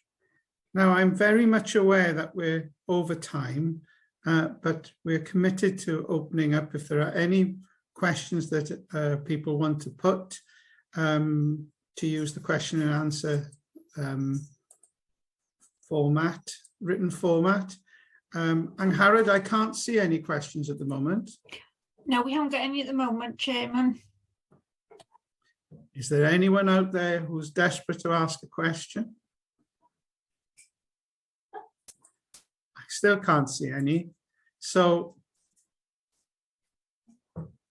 I'm going to take a stab in the dark and say that there aren't any. I think this morning has been really interesting. Alex, the amount of work and the focus, I would like to say on behalf of the independent members, our gratitude to you for your leadership and for the sterling work that the executive team is leading. I want to say a real thank you to our staff, both those that work in TDysgu, but I'd like to pay particular note to our colleagues who are teachers, trainers, educators, and mentors across the NHS in Wales, and for the vital role they play in guiding people through their learning. I'd like also to thank my colleague independent members. It's an honour and a privilege to be involved in this organisation, but I do think that our independent members bring their value and their values. I'm very proud of the work that we're doing to build our inclusion and diversity agenda. But I'm also very proud to see for mae'r iaith yn dod I mewn I popeth, how our Welsh language is involved in everything we do. And I think the ambition of mwy na gairau, to see more of our language used in the Welsh health and care system, is something that we would want to participate in supporting. The well-being leadership will really make real this ambition for Wales to be a great place to train, work and live. And I think that's our ultimate aim, is to make sure that patients and the citizens of Wales get great care, and they therefore need really good staff and workforce to deliver on that. Now, I think I saw a question. Was that? No, I still can't see one. It was a comment, Chair. It's a comment. Can I see the comment? I can't see the comment. It said informative meeting. Very good. Well, I hope it has been an informative meeting, and I'm very grateful for people who've followed us through this course. So I'm going to close the formal part of this meeting now, and just to say that the future looks really exciting and important, and I think that the raison d'etre of HEIW has really been proven, and it will really prove its worth to the system going forward. So now we've got a showcase event, and in the showcase event we're going to focus on the mental health workforce plan, primary care, clinical placement, update on pharmacy education and training. And you know, all of these subjects are tremendous. I ask people to stick to time. I know we're going to be running late, but I don't want to run into tomorrow. Okay, so the first up, I think Angie and Dorothy, you are going to take us through a presentation on the mental health workforce plan. I'm going to check. You are correct, Chair. I'm just trying to see whether I can share my screen. Dorothy, Fiona here. You are sharing, but it looks like there's nothing coming through. Yeah, thank you. It's not allowing me to click on the slides at the moment. Bear with me. Okay. Can people see the slides? Not yet. Not at the moment. Maybe try stopping and sharing again. Do you want me to share them, Dorothy? If you've got them, Rebecca, I think that would be quicker than me trying to figure out how to do it. That'd be great. Thank you. Bear with me.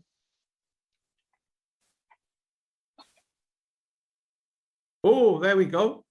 Excellent. Clearly, Rebecca's just skills. Let me know when you want to move on to the next slide. Thank you. Your technical skills are better than mine. Okay, thank you. Next slide, so please. Can we stick to time? We will. Thank you. Okay, thank you, Chair. So I'm going to start off with a couple of introductory slides, and then Angie's going to talk through the detail of the plan. So firstly, thank you for the opportunity to share the work that we've been doing to develop a strategic workforce plan for mental health services. And we're really pleased to have developed this plan in partnership with Social Care Wales. Hopefully the need for us to have a specific mental health plan for our workforce will be self-evident. We know that demand on mental health services has grown over the last number of years, and the pandemic has particularly brought this into sharp focus, and will continue to do so, I would suggest, particularly in terms of thinking about the impact on our children and young people. We also know that there are a number of gaps in our specialist mental health workforce, so the plan has drawn together, if you like, all of the key drivers for mental health and looked at how we need to reshape our workforce, both from a generalist perspective. So we know that people with mental health need will come into contact with a range of services, including primary care, hospital services, but obviously our specialist mental health workforce as well. So we've got a Rubik's Cube at the bottom of the slide, and I think that just demonstrates how many perspectives and how multifaceted this plan has been to develop. Next slide, please. So just to take you briefly through the sort of process. So we started the development of the plan in the autumn of 2020, so during the pandemic, and I think it's safe to say that that challenged how we approach the plan, but we've tried to use digital technology and virtual means of engaging with people throughout the last 18 months. So there was an initial engagement phase which started in the autumn, where we reached out to large numbers of stakeholders, our workforce, people with lived experience of mental health, our service providers, employers, and a whole range of others. And that really has helped to shape the actions within the plan. We're now at the point at which the plan has been submitted to Welsh Government. We submitted it in June, and we're shortly due to meet with Welsh Government to talk through the plan. The way in which the plan has been produced is demonstrated on the right-hand side of the slide, really. There's sort of three key pillars that we've gone through. So the engagement, as I've talked about, and it's really good to see how many people with lived experience we have spoken to, both through the engagement phase, but also the formal consultation. The second pillar is around data and analytics, so really understanding the shape and size of our workforce and getting underneath the headlines, really, in terms of understanding where our gaps are and challenges. And the third pillar is around sort of research and best practice, so looking both nationally and internationally in terms of the models of care and what that means in terms of the future development of our workforce. The other two diagrams on this slide just really talk through the sort of demand and supply language that we've tried to sort of introduce into this plan, and also into how we'll be doing future workforce plans. And Andrew's already touched on this, so I won't dwell on it, but really trying to understand the demand factors that are impacting on services and the need for our workforce, and then really trying to help people to understand the supply routes. So not just education and training being a supply route, but actually increasingly thinking about how do we attract people into careers, how do we redesign roles, and how do we think about retention as well. And I think retention will be an absolute factor across all aspects of our workforce, but particularly in mental health. So I'll hand over to Angie now, who will talk through the actions within the plan. Next slide, please. Thanks, Dorothy. So just to sort of pick up from the engagement process, and we got to a place where we shared a consultation document and consulted from the 1st of February for around about 8 weeks. And we had over 300 formal responses from a wide range of people. And overall, the majority of these responses were very, very supportive of the 33 actions in the plan.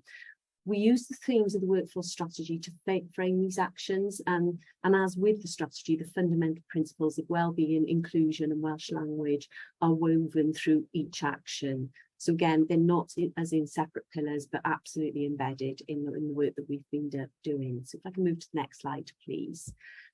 So I've just put together some of perhaps the key elements of the actions in each theme. The plan will be putting it available on our website, ideally in the next week or so, if you want to have some more detail. So in terms of shape and supply, I'm just going to give you some of the headlines. We had significant support for our actions relating to this theme of the workforce strategy, so much so that we actually put it at the beginning of the actions, whereas in the strategy, shape and supply is theme 7, not that any one is more important than the other. But we heard clear messages around specific groups regarding the need to increase this workforce sustainability, which you've heard so much about today, and creating a sufficient pipeline to address the current gaps and expand the workforce, particularly in areas that will support multidisciplinary team working, new roles, including those related to some of the legal changes, like the liberty protection safeguards that are due to come in the next in the immediate future. And also, really importantly, how we support our volunteers, because they have a huge contribution to make, and also unpaid carers. So this plan covers all of those areas of our workforce in inverted commas. But we also want to ensure that we support and offer great opportunities to the staff who are already with us, so that our retention improves. That is a huge a priority for us. We also recognise that we need to get ahead of the curve and to understand what the future may hold. So we will be scenario planning to inform that for the next 5, 10, 15 years and beyond. And I've already talked about the consultant. That time frame is not a long time frame at all. And we also need to increase the capacity, capability and sophistication of our workforce planning at local levels. So we're proposing a range of actions which will also improve on that, as well as the completeness and the quality of the data that helps to inform that. So throughout our work, we've also highlighted the importance of supporting wellbeing, inclusion, the Welsh language, and the overall ambition is to have this engaged, motivated, healthy workforce. We're doing that because we know that the engagement of staff has a direct correlation with patient outcomes. Access to supervision and mentoring came through as a key element of some of this. And while all our actions are designed to come together to deliver engaged and motivated staff, we need to understand how we're doing and improve on those approaches. So we need to undertake the surveys and ask staff how are we doing and help use that data to inform what we do as well. We've also proposed the establishment of a specific service to support the particular well-beings of the mental health workforce. So this is over and above what is already on offer because of some of the particular, the nature of the work that some of our workforce are facing on a much more frequent and potentially daily basis in the work that they do. So this would be specialist provision in addition to the wealth of resources that are already available for our staff. I guess attraction and recruitment is really front and centre at the moment in terms of our workforce very frequently in the news. And so we're going to be building on a range of work that's currently in place, and particularly with our national marketing campaigns for Social Care Wales, as this is a joint health HIW and Social Care Wales initiative. The We Care Wales brand currently on television advertising at the moment, and Train, Work, Live, which is the health international recruitment or out of Wales recruitment campaign, but we're tweaking that around the edges as well. But we make sure that we'll be doing campaigns specific to mental health and combining that with going back to our Careersville offering as well. So we align and make sure that we're really maximising our reach. So I've talked earlier about while attracting new people to our services, it is important that our current staff want to stay with us.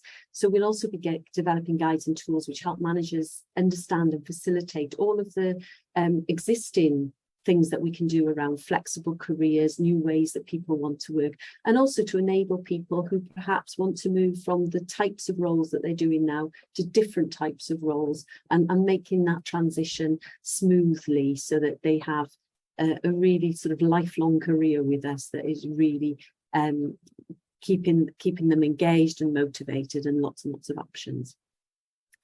In terms of seamless workforce models, one of the big things that came through the consultation was a need to spread mental health literacy into the wider workforce. So we have proposed that we develop some mental health literacy training at a number of levels and roll that out across the workforce.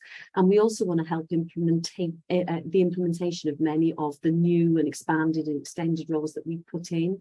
So it's all very well to have a new role, but actually embedding that into the multidisciplinary team is really, really important, and we need some to create some support to enable that to happen more easily, and that includes the peer support model.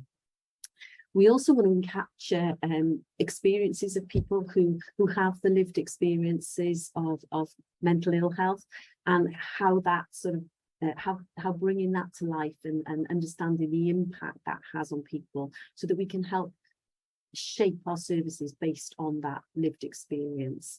If I can move to the next slide, please.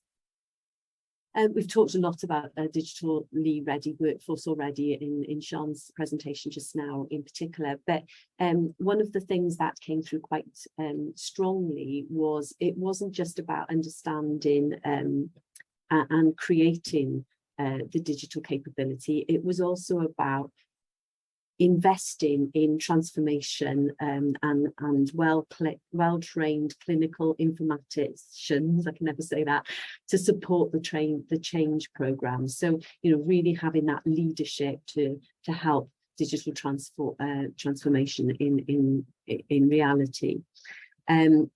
So we're hoping that by establishing this early adopter program, for want of a better description, to develop these champion roles, we'll be establishing a network of change programs which can align with key strategic priorities. And then if that is an effective model, we can roll it out further. As you would expect, the education and learning element of this plan was always going to be a huge part of the plan.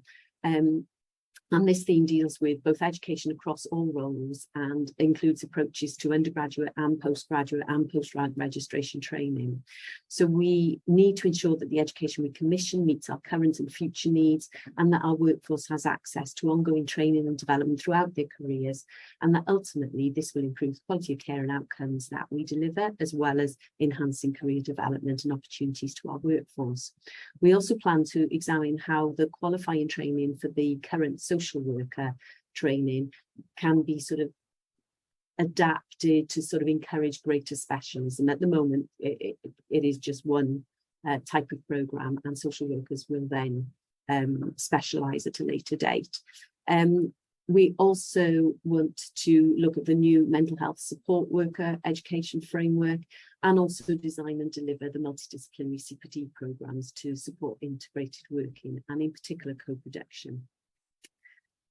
In terms of leadership and succession, again, we've heard a lot about this morning, but having excellent and compassionate leadership is critical to the delivery of this plan and our services. So our priority is to target support of senior clinicians and managers to ensure that they're fully prepared and equipped for this.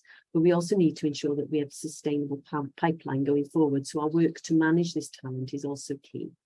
And while we want to avoid a silo approach in the development of our leaders, we heard quite a clear argument to suggest that we need to increase momentum in the rollout of leadership development in mental health services as a specialism, as it's felt that historically it's perhaps been less visibly represented. And to cope with the transformation that needs to happen, we have some actions that are centred around improving on that.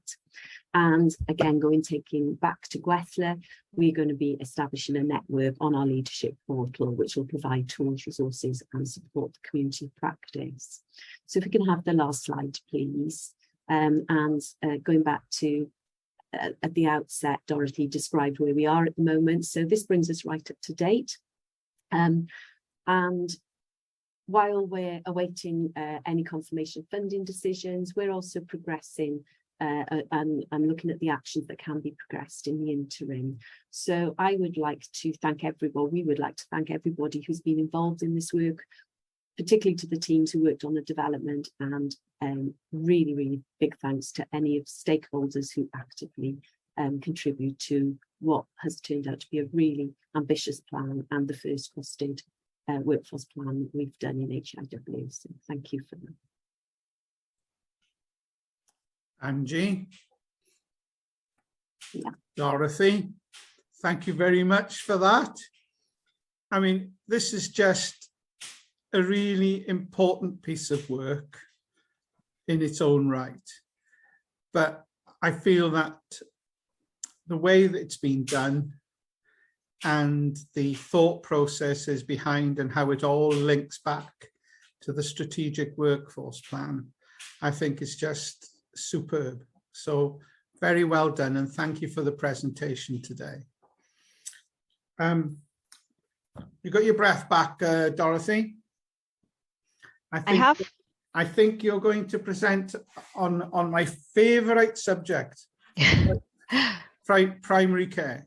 Thank you, Chair. Rebecca, great, lovely. Can I remind you about keeping to time? I will do my best. You set an excellent precedent earlier on. Okay, lovely. Thank you, Chair.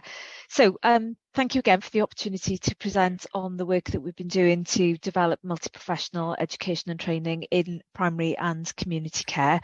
I'm going to start with the sort of why question. So next slide, please. So why are we focusing on this? And I think just really important, and I'm sure we're all familiar with this. Primary care is the first point of contact with the NHS for majority of people. Estimated 90% of all contacts within the NHS are carried out within that primary care setting. So it's a fundamental part of our healthcare system in Wales, and Wales has an ambitious plan, obviously, to develop primary care even further, to care for more people closer to their own home and to improve population health. So the why, I guess, is built from the fact that we know we're going to need a not just an increase in the number of people working in primary care, but a different set of skills, really, to be able to deliver on the ambition. And there is a key national programme within Wales called the Strategic Programme for Primary Care, which is at the heart of driving forward this plan. So over the last 5 to 10 years, I'm sure we've all witnessed quite a change in terms of the skill set available within primary care. I know sort of personally, you can go into your practice now and see a whole range of different people: paramedics, physios, pharmacists, physician's assistants, and lots of other professionals. But actually, one of the challenges that we've got is that there has not generally been a very structured way of training people to take on these new roles. So with the exception of the GP training scheme, which is obviously a very mature training scheme, there hasn't been a really sort of consistent national approach to embedding new roles within the sector. And that's sometimes meant that we can't always recruit the right people that we need. Even if those people are experienced in healthcare and other settings, that doesn't always translate well generally into primary care. So it takes time for people to hit the ground running, and it hampers really our ability to maximise the skills that we've got in primary care. So that's kind of the reason why we're focusing on this. We also want to think about how do we inspire a new generation to work within primary care, and one of the ways that we can do that is to expand clinical placements. But we're not just focusing on clinical staff, we're also focusing on the non-clinical staff and our non-registered workforce as well. So the vision we've developed has been built through quite extensive engagement over the last sort of 2 years, really, leading to the next slide, which will tell you a little bit about the what. So at the centre of this diagram, you can see we've got sort of 2 different aspects to this framework, really. The first, in the middle bubble, is to develop a HERW specific multi-professional education and training units. This will be a very small unit within HERW, but one which will look after the range of people who work within primary and community care. And then around the outside, we will have essentially an academy structure within each health board across Wales, and the academies will be the kind of go-to place for education and training for a whole range of people who work in primary and community care. And you can see on the right-hand side, I've just briefly tried to describe what the 2 bits of this framework will do. So from a national perspective, we'll want the unit to be developing national training programmes in response to the need identified locally, provide the resourcing, set the quality standards, and to develop specific national workforce plans as and when they're required. And obviously we'll continue to commission the relevant under and postgraduate training. Local academies will work with and alongside clusters, professional collaboratives, and the whole kind of infrastructure that's in place to assess local need and develop the kind of local plans that are needed to ensure that people get the right education and training.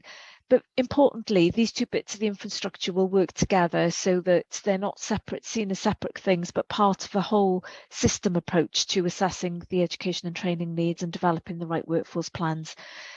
We're planning that the HERW unit will be in place from October, and the academies will develop. Some of them are already in existence, so we're building on an infrastructure that's already there in some cases, and some academies will be kind of new entities, but again, through the autumn period, we'll hopefully bring all of that together.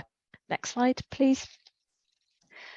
So this slide just describes the kind of pillars of educational support that we have identified through our conversations with health boards and with primary care that are needed.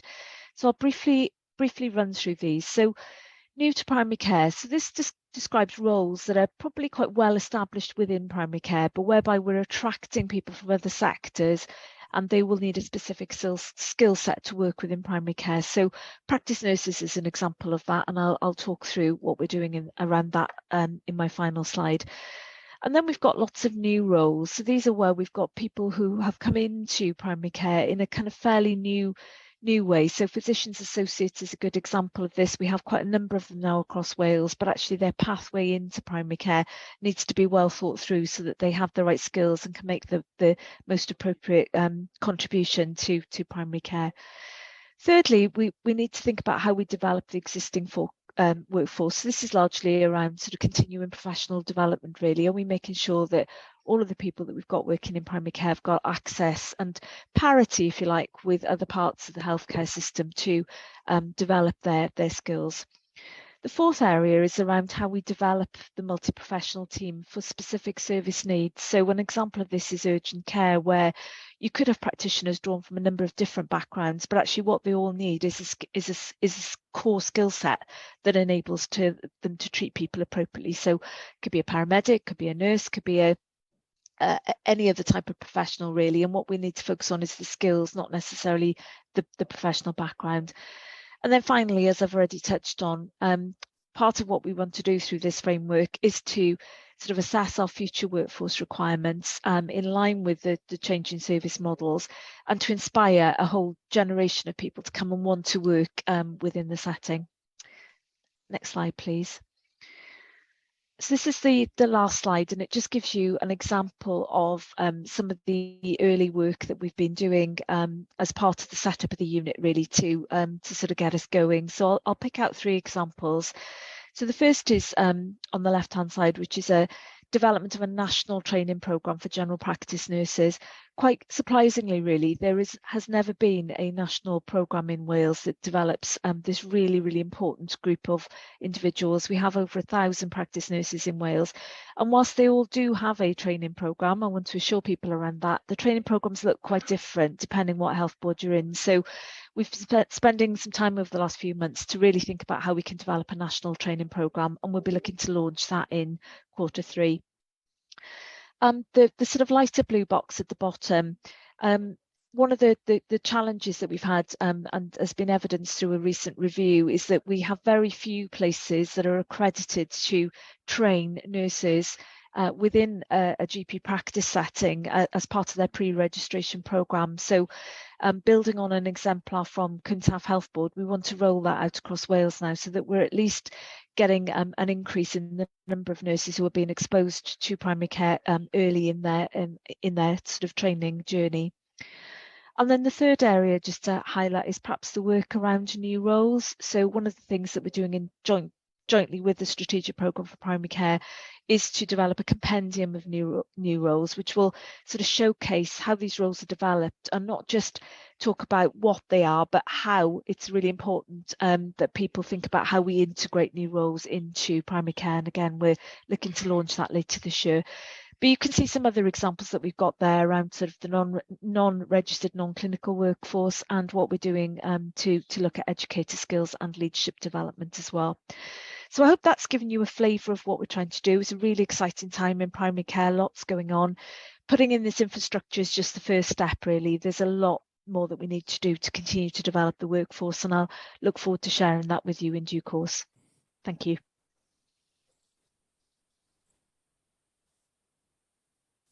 Oh, thank you very much, Dorothy. Quite a bit going on there. It's the way we're going to get a healthier Wales to live, really, isn't it? Now then, you presenting next, Simon, on placement learning, a seamless link with person-centred care. I am, Chris, and you can see the slides, obviously. Thank you. Yeah, they've set a very, very good precedent as far as timekeeping is concerned. I'm sure you'll support that agenda. Certainly will. Certainly will. Well, really looking forward to this presentation. And as we heard throughout the day, placement is one of the key rate limiting or rate determining steps in terms of our ambitions for training more people at the right with the right skills and at the right quality. So Chair, can I just introduce it to you, Simon, as in the background to that? Yes, of course, as long as you also adhere to the timekeeping. So I think actually Clinical placements, as you actually described, are fundamental and an extremely important and valuable component of all our education and training programs that we commission. And I'm really pleased that as we expand and increase the education commissioning, there is a need to increase placement opportunities. And I'm really pleased and I'd like to introduce Simon Cassidy.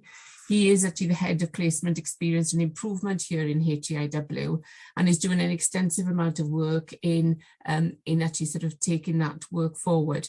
And this presentation is going to give you an insight as to why it is so important and the areas that we are expanding across within Wales. So I'd like to hand over to Simon now. Diolch, Lisa. I'd just like to start by introducing you to Deanery, who's a midwife pushing the wheelbarrow, and Jade, who's a student midwife. She's carrying the oxygen cylinder. And we met when we were involved in a placement project where supervisors and students told their stories of placement experience. Deanery's worked in a rural part of Wales and over a number of years has been able to develop an important connection with a small, well-established community whose population choose to live an alternative lifestyle in what Simon, sorry to disturb you. I think you need to move on to your slideshow from the beginning, because it's is it stuck? I think it may be stuck. Oh gosh. Can Rebecca, someone help Simon? Would you be able to put if I stop sharing, would you be able to put the... Well, there we are. It says it came on then. It just came on, Do you want me to share, Simon? Please, Rebecca, yes. Yeah, no problem. Well, sorry about that, Simon. Well done. No problem. Could you move to the slide I was talking about? Yes. So over the years, there's been a number of births within the community. And when Deanery's called to support a woman in labour, she drives out to the nearest point. However, it's not possible to drive directly into the community, so she needs to walk across a field from the strategic parking spot. So she's so much equipment to take with her that she's got an arrangement with the community that they leave wheelbarrows by the side of the road, and Deanery transfers her equipment into the wheelbarrow, and then she negotiates her way across the field to where she needs to get to. And when we were involved in the placement project, Deanery and Jade were talking about an episode that had happened to them when they were called out to support a woman who was in labour at 2 o'clock in the morning. They drove to the usual spot, they parked up, but there's no street lamps there, so Jade was shining the way with a torch. And on this particular night, there was also heavy rain, so Jade also had an umbrella, and they put the equipment in the wheelbarrow and they made their way across what was now a muddy field. And as they were talking about this situation, I was thinking what a beautiful metaphor that was for the reality and the value of learning in practice. And I'm sure that when Jade signed up to her midwifery programme, she would never have imagined being in a field in rural Wales in the early hours with a torch and an umbrella. Yet what a fantastic learning opportunity to understand the nuance of midwifery practice. And more than that, Deanery was able to tease the learning out of that experience and challenge Jade about what she thought she should do next in that particular moment, as it were. And that's clever stuff and critical to students' personal and professional development. And it's that wheelbarrow moment approach to inspirational healthcare education that underpins the wider work that HRW is involved with, together with partners, particularly in terms of commissioning, planning, quality assurance, monitoring of educational programmes, and particularly our enabling work in increasing the availability of quality placements. Next, please, Becca. And yet there's a number of key factors influencing placement context in Wales. So the vacancy rates across healthcare professions mean that we need to ensure a sufficient continuing supply of future registrants. Employers anticipate further workforce increases in coming years, which has an impact on the number of students who are commissioned each year in Wales to undertake healthcare programmes. We have a noteworthy proportion of the healthcare workforce in Wales that's over the age of 50, which is significant in terms of potential for early retirement, and the number of staff who opt to work part-time also increases with age. So with staff retiring and those adopting part-time hours, those hours need to be replaced. We have a year-on-year significant increase in agency costs, and that's coupled with a continued drive to attract sufficient suitable applicants onto healthcare programs, particularly since the temporary rise in applications as a result of the pandemic conditions has begun to subside. So I guess all of these things impact on HRW, university, placement provider requirements to provide consistent, quality-driven placement learning opportunities throughout students and trainees' program journeys to encourage those wheelbarrow moments, as it were. Next, please, Rebecca. We need to align placement learning opportunities with contemporary healthcare policy that includes the drivers that are unique to Wales, such as our Healthier Workforce Strategy, Future Generations Act, Nurse Staffing Levels Wales Act, Prudent Healthcare Principles, and the recent HRW Strategic Review of Education that Lisa mentioned earlier includes key themes embedded into contracts which impact on placements, widening access to education, into professional education, in particular compassionate leadership, innovation and improvement, Welsh language, digital literacy. Also to ensure, we need to ensure that placements offer practice learning opportunities that marry up with redesign of services, particularly in relation to health prevention, care closer to home, digitally and technology enabled care, primary and community care, which Dorothy's just mentioned, mental health and well-being strategies. And we want to be able to offer practice learning opportunities that enable students to experience seamless interprofessional working across all sectors of healthcare delivery and across health and social care settings, and appreciate the vital connections between those services. We require placements that offer students the opportunities to understand what it means to work with people across the lifespan and develop skills to equip them to meet the fundamental needs of all people who come into their care, as well as develop the specialist skills. So we also need to ensure that the education programs include and support a student and trainee population that represents the population of Wales that we serve. And there's an onus, therefore, to kind of ensure that placement learning is fundamentally rooted in equality and diversity, and that placement culture is also meeting students' additional learning needs. Next, please, Becca. Lisa mentioned earlier, in terms of the commission programs, we've seen an upwards trajectory of student numbers. So balancing workforce sustainability, student commissioning numbers, and placement capacity is a key aspect in that respect. Becca? Not only in nursing and midwifery, but also across the wider professions. And when HRW is making those decisions on the education and training plan, student and trainee numbers each subsequent year, HRW is also conscious to take into account those national priorities, service developments, recruitment potential, availability of jobs on graduation, and especially the availability of placements. So next slide, please, Becca. Some examples of new placements by utilising the experience of the multi-professional collaborative groups that we have in Wales. It's been possible to share local innovation and scale up these initiatives across the organisation. So, for example, combining short placements together to form full placements that follow a particular care pathway, and we've got numerous examples of those.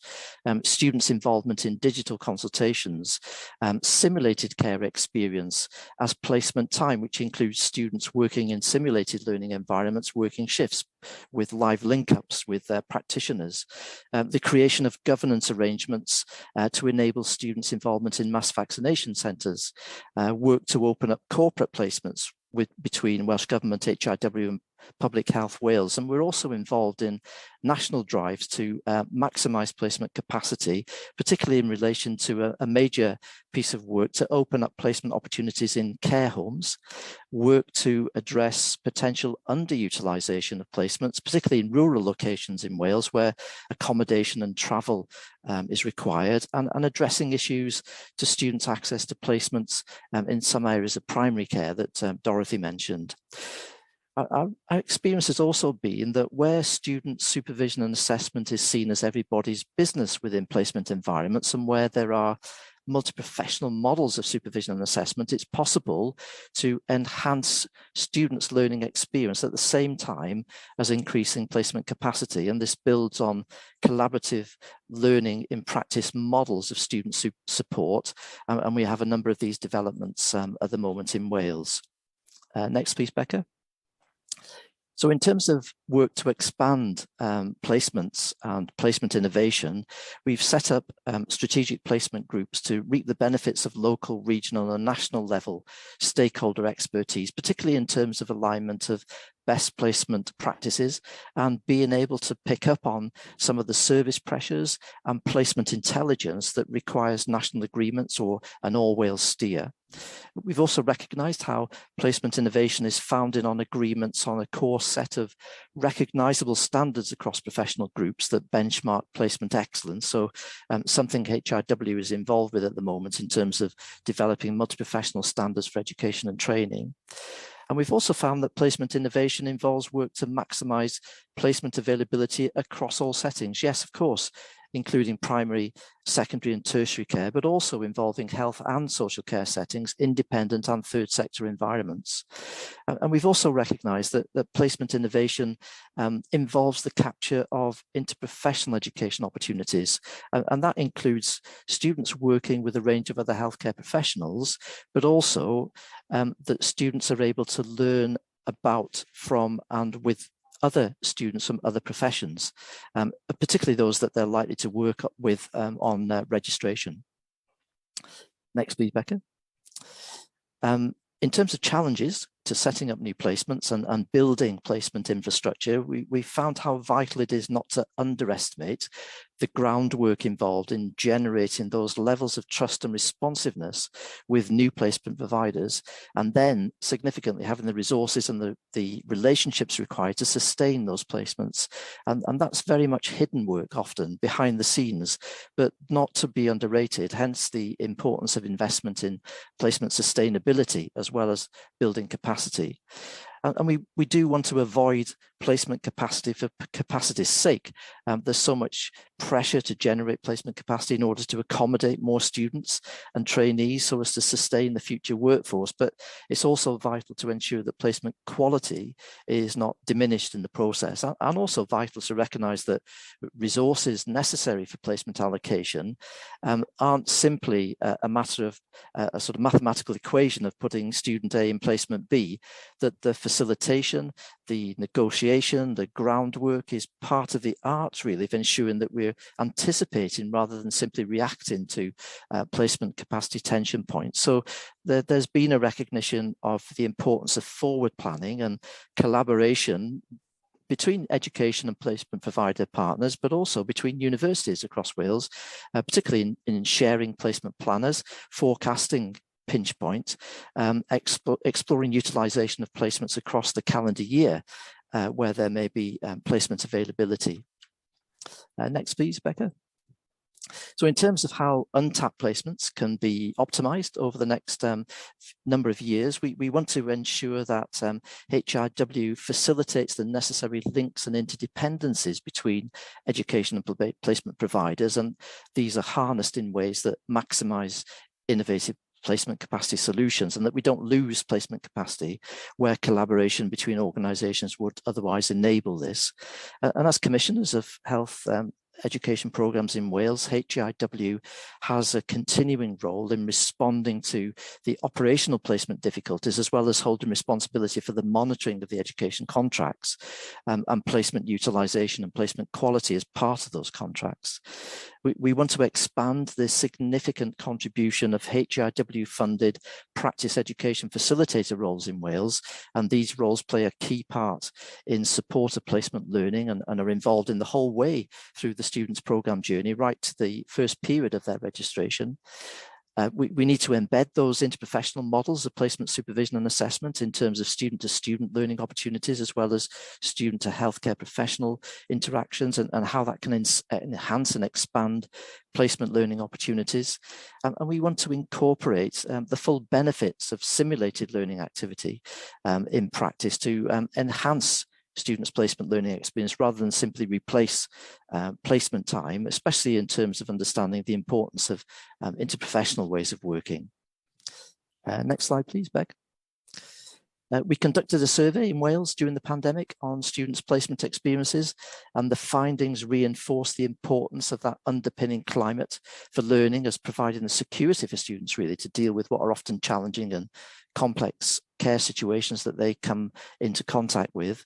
And what we found has informed HIW placement work, particularly that it's not necessarily the exposure to the complexity of health needs or even the amount of work that students participate in that's instrumental for their sense of personal growth as the way that students are supported. So the survey and the wider literature just reinforces that importance of personal investment in student learning, the sense of camaraderie, sense of belongingness within teams, how hugely important role models are to students' personal and professional development, and that students are not counted in the numbers, they're supernumerary, but they are a fundamental part of the team. So Becca, will you just press the button again? So here's to more and more wheelbarrow moments in healthcare education. Next slide, please. So my role, as Lisa said, involves strategic and operational support of the quality and availability of placements. And we just wanted to give you a key flavour of that work, really, and hope that we've just touched on some of those aspects that we're involved with. Thank you, Chris. Thank you, Becca. Diolch, Simon. Well done on many levels there, Simon. First of all, timekeeping, spot on. But secondly, the kernel of this is it's not just about the numbers. It's about the capability and the confidence of the student and trainee after they finish their first steps into the NHS. I think you're quite right to underline the importance of the trainer, the educator around that. And I will forever remember the wheelbarrow incident, because it actually happened to me a long time ago, and my heart rises to think it can still happen. So thank you for your work, Simon. Thank you for bringing that presentation, Lisa. Really important, really interesting. So I'll now move on to an update on pharmacy education and training. And I know Push and Margaret will follow the excellent example of colleagues earlier on in keeping to time. Well, there's a challenge for me. Margaret, shall I go first? I've got every faith in you, Margaret. So as we all know, there's a huge amount of stuff happening in pharmacy education at the moment. Margaret has been at the heart of it for HEIW. So even though I know a hell of a lot of what she's going to say, I think she's best placed to deliver this information to us. So welcome, Margaret, and look forward to your presentation. Thank you, Push and Prananda, Pawb, and good afternoon, and thank you. Can you see, what can you see? Can you see it in slideshow or my slides? Yes. Okay, good. So that's a good start. So, okay. Whistle-stop tour of everything that's happening in pharmacy. So I just wanted to sort of give some key drivers for what's happening in pharmacy. Clearly, we are aligned to the strategic aims of HEIW and the high-level strategic objectives, and obviously the all the health and social care strategies, workforce strategies, but as well as primary care programme of work. So I just wanted to highlight some of the key things that are really driving our pharmacy workforce plan, as well as those high-level strategic pieces of work that are happening. So we have new initial education and training standards for our pharmacists and pharmacy technicians that's been mandated by our regulator. Both of those education and training standards are really stretching both of our professions, our registered professions, to achieve advanced and enhanced set of skills. Primarily pharmacists being registering as independent prescribers, something that happens currently within, as a minimum, 8 years. We'll be expecting these people to come out after 5 years with that qualification. But also our pharmacy technicians will be learning and enhancing their skills, and that will also be able to, they'll be able to do new roles and responsibilities that will support the stretching of our pharmacist workforce.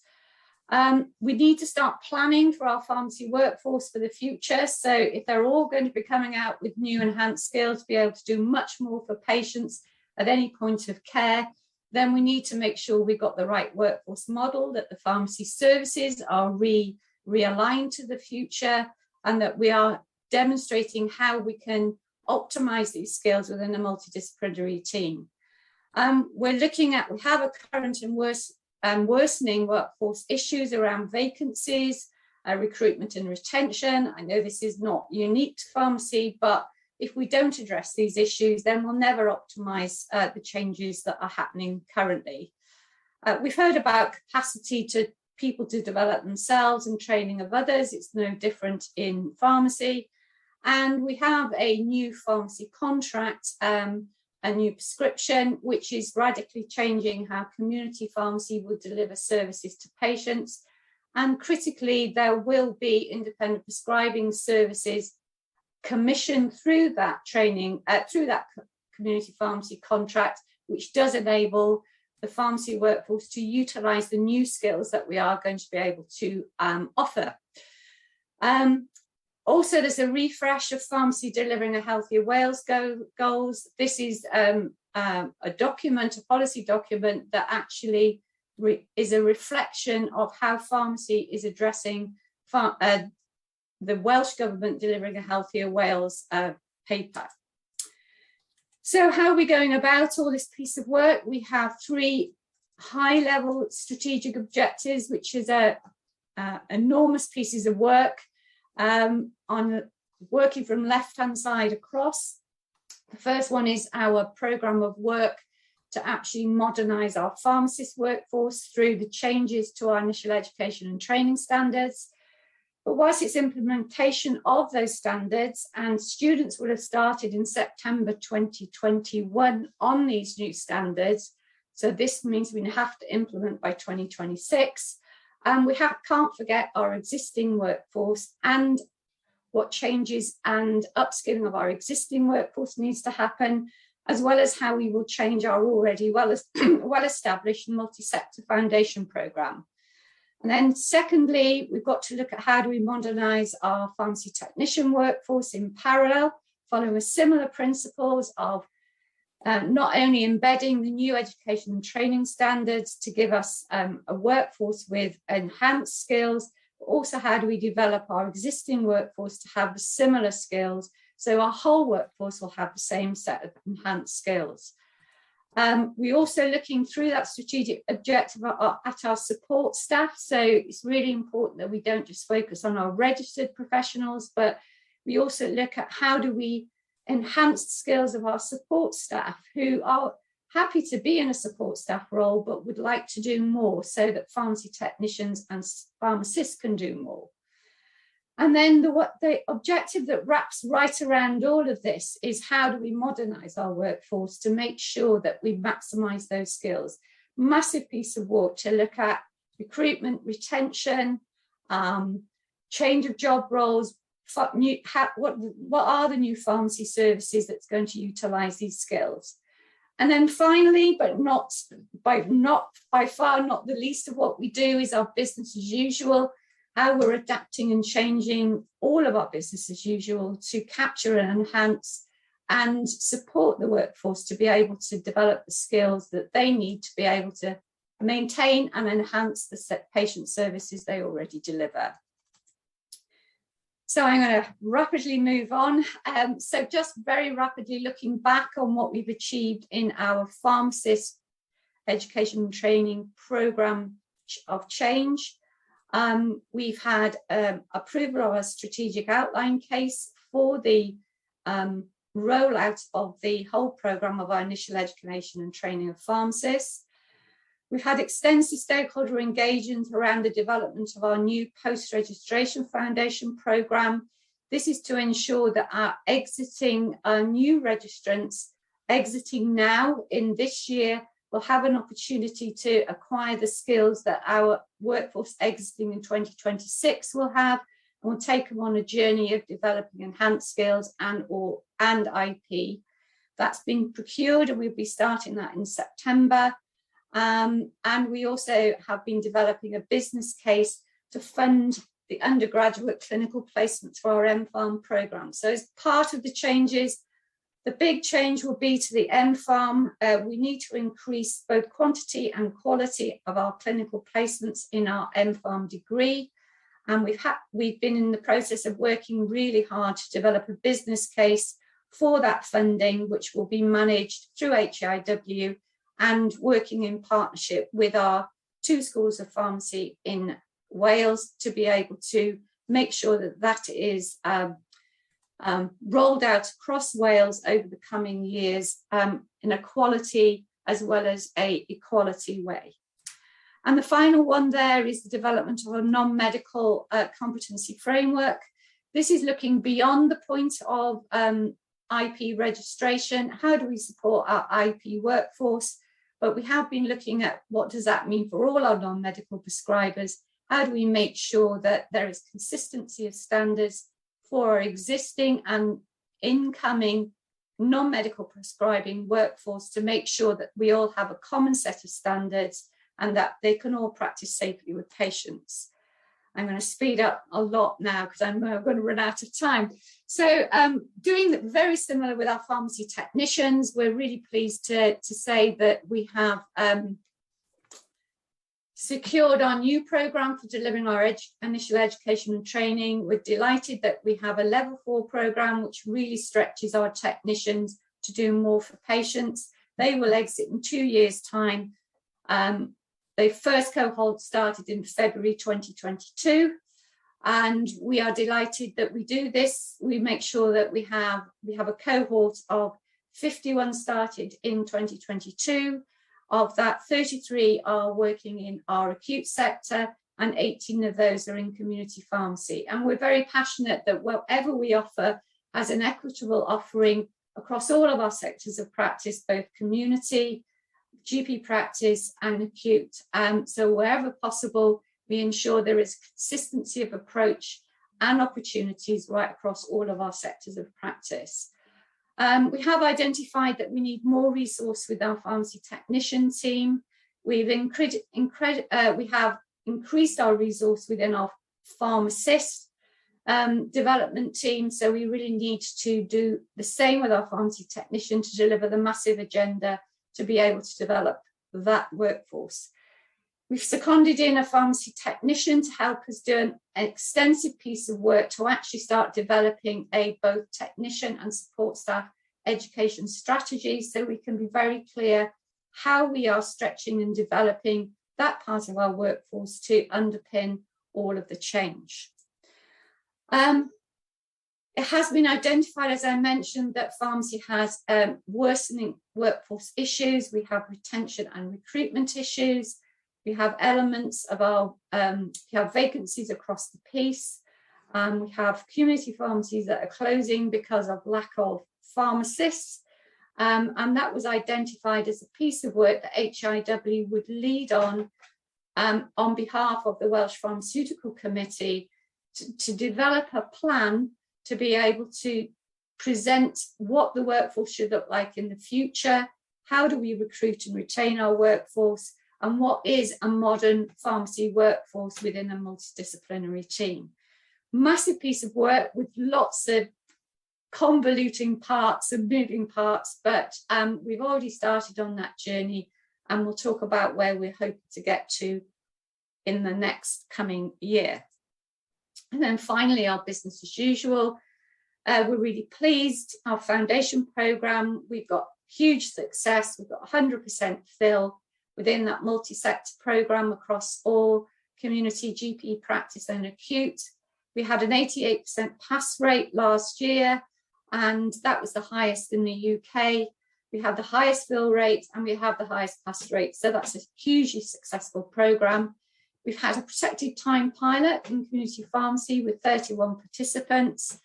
And we've had increasing numbers of independent prescribing courses right across the piece to start developing all of our clinical pharmacists to be independent, clinically facing pharmacists to be independent prescribers by 2026. So that's an ongoing piece of work. Each year on year, we're increasing those numbers. And then, of course, we've got CPD and CPD Plus, which is keeping our workforce as well, being able to do more for patients, as well as extending their skills.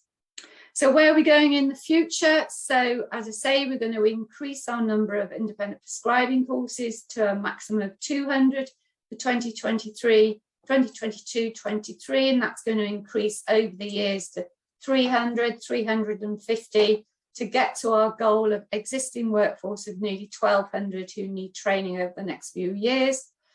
We will be starting our first cohort of our post-reg foundation programme that I talked earlier in September 22. We will be piloting some MPharm undergraduate clinical placements through Cardiff University's 3 and 4.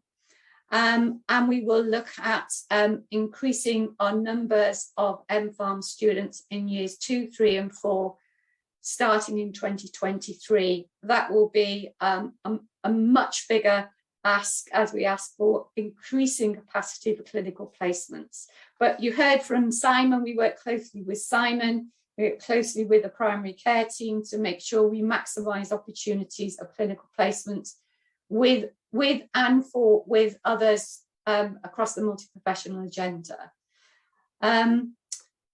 We will be changing our multi-sector programme to make sure we capture all of the new changes within our foundation year, and we will start scoping what is a novice IP programme, because we are really not concerned, but it is really important when we have our very early newly qualified IPs that we support them to be confident as well as competent to prescribe. There is always a danger that when these people start off, if they don't have that wraparound support, they will potentially not prescribe just because of lack of confidence. So I think in those early years or early year, we need to be able to mentor and support them to become confident as well as safe prescribers. For our pharmacy technicians, we anticipate that we will have developed our whole programme of change for our pharmacy technician support staff, and that by the end of next year, we will have that clearly laid out, and then we will be starting to implement that over the next financial year. And then for our strategic objective 1.4, which is the modernisation of our workforce, we will be hoping that over the next year, we will start developing a plan with all of our stakeholders, and that by March 2023, we will have a very clear plan ready for implementation and to create a stable and balanced workforce and establish those procedures that make sure we have a coordinated planning activity with all our stakeholders. We're really minded that we need better data to do all of this. And as part of that, we are recruiting a pharmacy information officer to really help us to get robust data to be able to underpin every decision that we make as we go on these complex change programs that are happening very rapidly. But we do need to make sure that we do this safely and securely with good, appropriate data.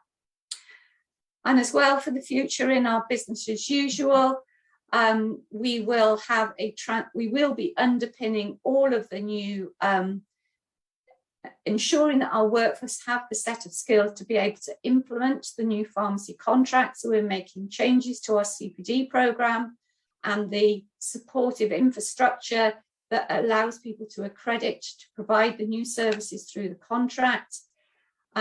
We will be taking in more intakes for our level 4 pre-registration programme from all our acute, primary and community sector.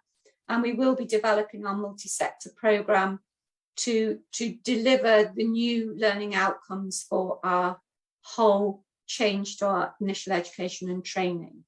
We're very pleased to say that we've passed our first hurdle of accreditation for our foundation programme. So we have had our step 1 GPHC accreditation of our foundation programme just recently, and we will be completing our step 2 accreditation by March 2023.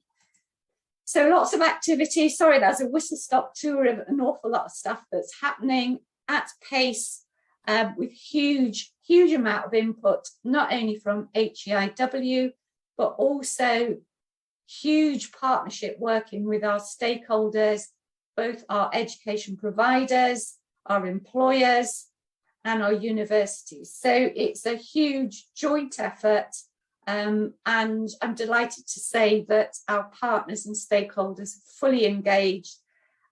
We will have challenges on the way, but we're all passionate about it, and I believe we will find a way through to make sure that we do this safely, but also that patients will maximise the opportunities that pharmacists can present with all these, pharmacy can present with these new enhanced skills.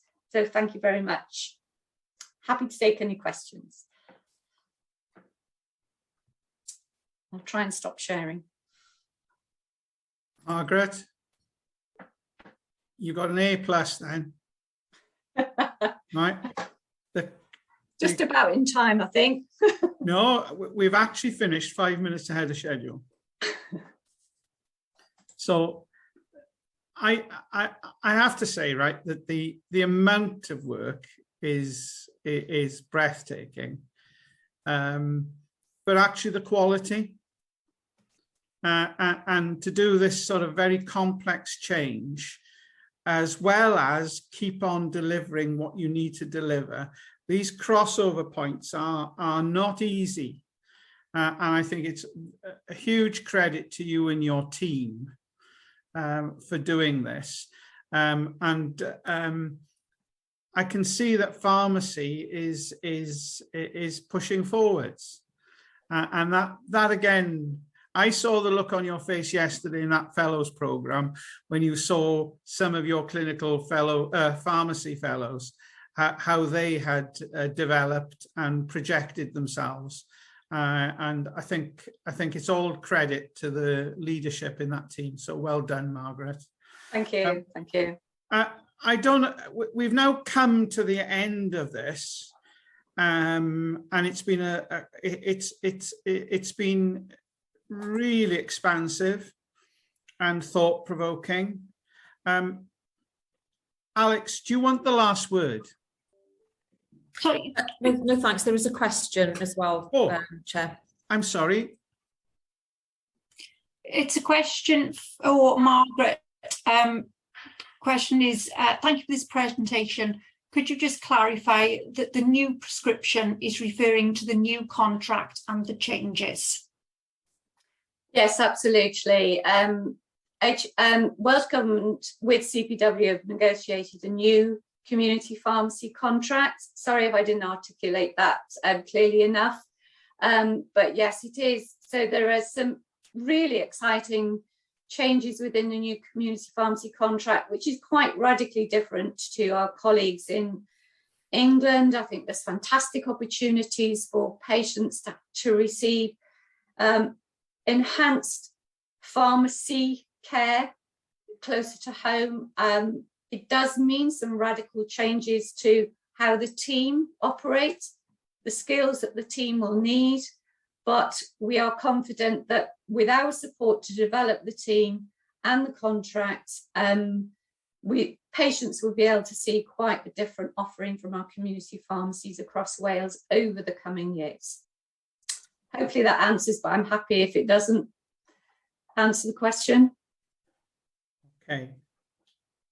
Alex, did you want to have the last word? No? Well, thanks. You sure? It's been fascinating. It's been really interesting. At one point we had 42 on this meeting. We now got 28. I'd like to thank the people from outside the organisation for their focus and their concentration. I hope you found it helpful. And to all of you who've taken part today, you know, you need to go back to your teams and say, really top stuff, well done. So, do any of the independent members want to say anything? No? Sure, okay. In that case then, thank you very much, everybody. And I look forward to more. Bye-bye. Hwyl now. Thank you. Thank you so much.